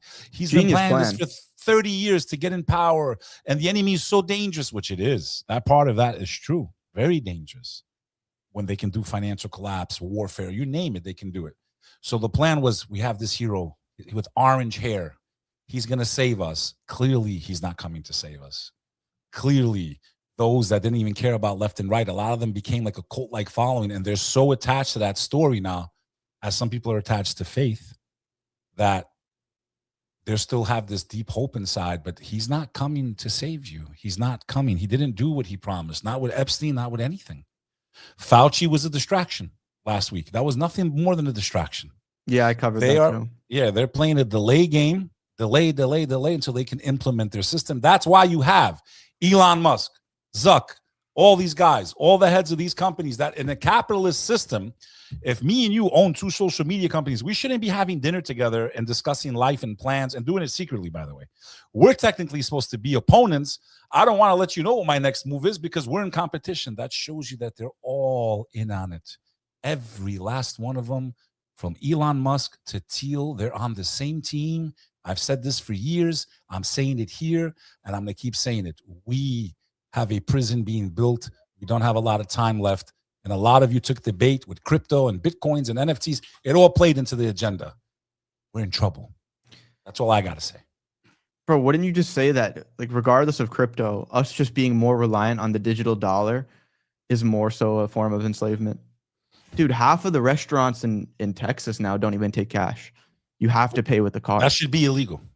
It should be illegal. Yeah, it should be. If you walk into a U.S. business with tender currency, it should be illegal if you can't pay with cash. And cash should always be kept apart, period. But part of this is to get rid of fiat currency. You have to destroy the currency so that people beg for stability in a digital coin. It's all coming, dude. It's all happening. It's just happening, you know, it's just happening the way they play it, you know? It's coming, dude. It's all coming. The same thing happened in the fall of Rome. At the start of their empire, they had coins that were actually made out of real metals, silver, bronze, etc. And then slowly over time, it would be, you know what? This coin is going to be 90% silver, 10% copper. And then it would go 80% silver, 20% copper. A few hundred years go down the line to where there's basically no silver left in any of the coins. And that's where society collapses. And it's all tied together with the degradation of morality, with the openness that it's corrupt politicians who are controlling you. It's not just one of these things. They all go hand in hand. And there's a lot of wisdom in that. Even the sins, bro. 𝐂𝐴 recently, he was talking about how the sins, bro, they're all tied together. What's the first one? Alcohol. And then what does that lead to? Leads to you gambling. And then what does gambling lead to? Oh, I need money. I need my mortgage. So now you go and get a loan from a loan shark. And now you're paying interest on all that debt that you have. And because if you're not an entrepreneur and you can't just like do a big marketing push or go harder on sales, a lot of people are stuck on salary where they look at the numbers on a spreadsheet and they know that they're never going to pay that off for the rest of their life. Ever. Finished. I don't know how most people survive, like go about like that. So many people are in credit card debt where they're never going to pay off the interest. You know people like that in your own life, no? I've been there before. Yeah, but you've been an when entrepreneur, I was younger, bro. Like when there's always been a way to go harder with business and pull your way out of it. I'm saying when I was younger, I fell into that trap, bro. Where you had a salary that it was just they're giving credit interest? cards to kids 18 years old. They don't teach them about financial literacy. They don't teach them basic common skills in life. Most of them are in school right now. We already know that they're in school for jobs that won't even exist. Congratulations on your piece of paper that costs you $300,000 because that's where it's going, dude. In any event, how many more segments left, kids? Because I got shit to do. TVs, puppies and shit. Yeah. And it's like how do you guys not like? How does that not concern? Like, how could you not like just hear that and be like, huh? Like, I just like, how do you not, bro? Like, how do you not? And I'm not even saying Trump did it, but I believe that Trump is protecting and hiding powerful fucking people. You know what I've noticed too? Like Lutnick. Yeah. You know, I mean, clearly. every sports match that Trump has been at, he sat next to the most corrupt people in the world. At the World Cup final, he was sitting next to Mexico's president, who was a plant. At the NBA final, he was sitting next to Howard Lutnick, who should be And they all rotting say in it's jail. a part of the plan. He's keeping his enemies close. It's about dude. These are his boys. Sure. These are his friends, dude. They're his Bro, friends. what else do you want to know than his daughter? That's it. His So you need to daughter know. married one So you and need to know. converted. Like, no. It's all fake news. It's phony stuff. It didn't happen. you're telling me his daughter's part of the plan? She's playing Jared Kushner? Come on. Trust the plan. Patriots are in control. The Patriots in control. She married one of them to protect the plan. You're dead, Willie. In any event, kid, we get the point of the Strickland video. Kind of need to make some moves the rest of the day. How long has the stream been going for? 2 hours, 30 minutes. Not a bad first day.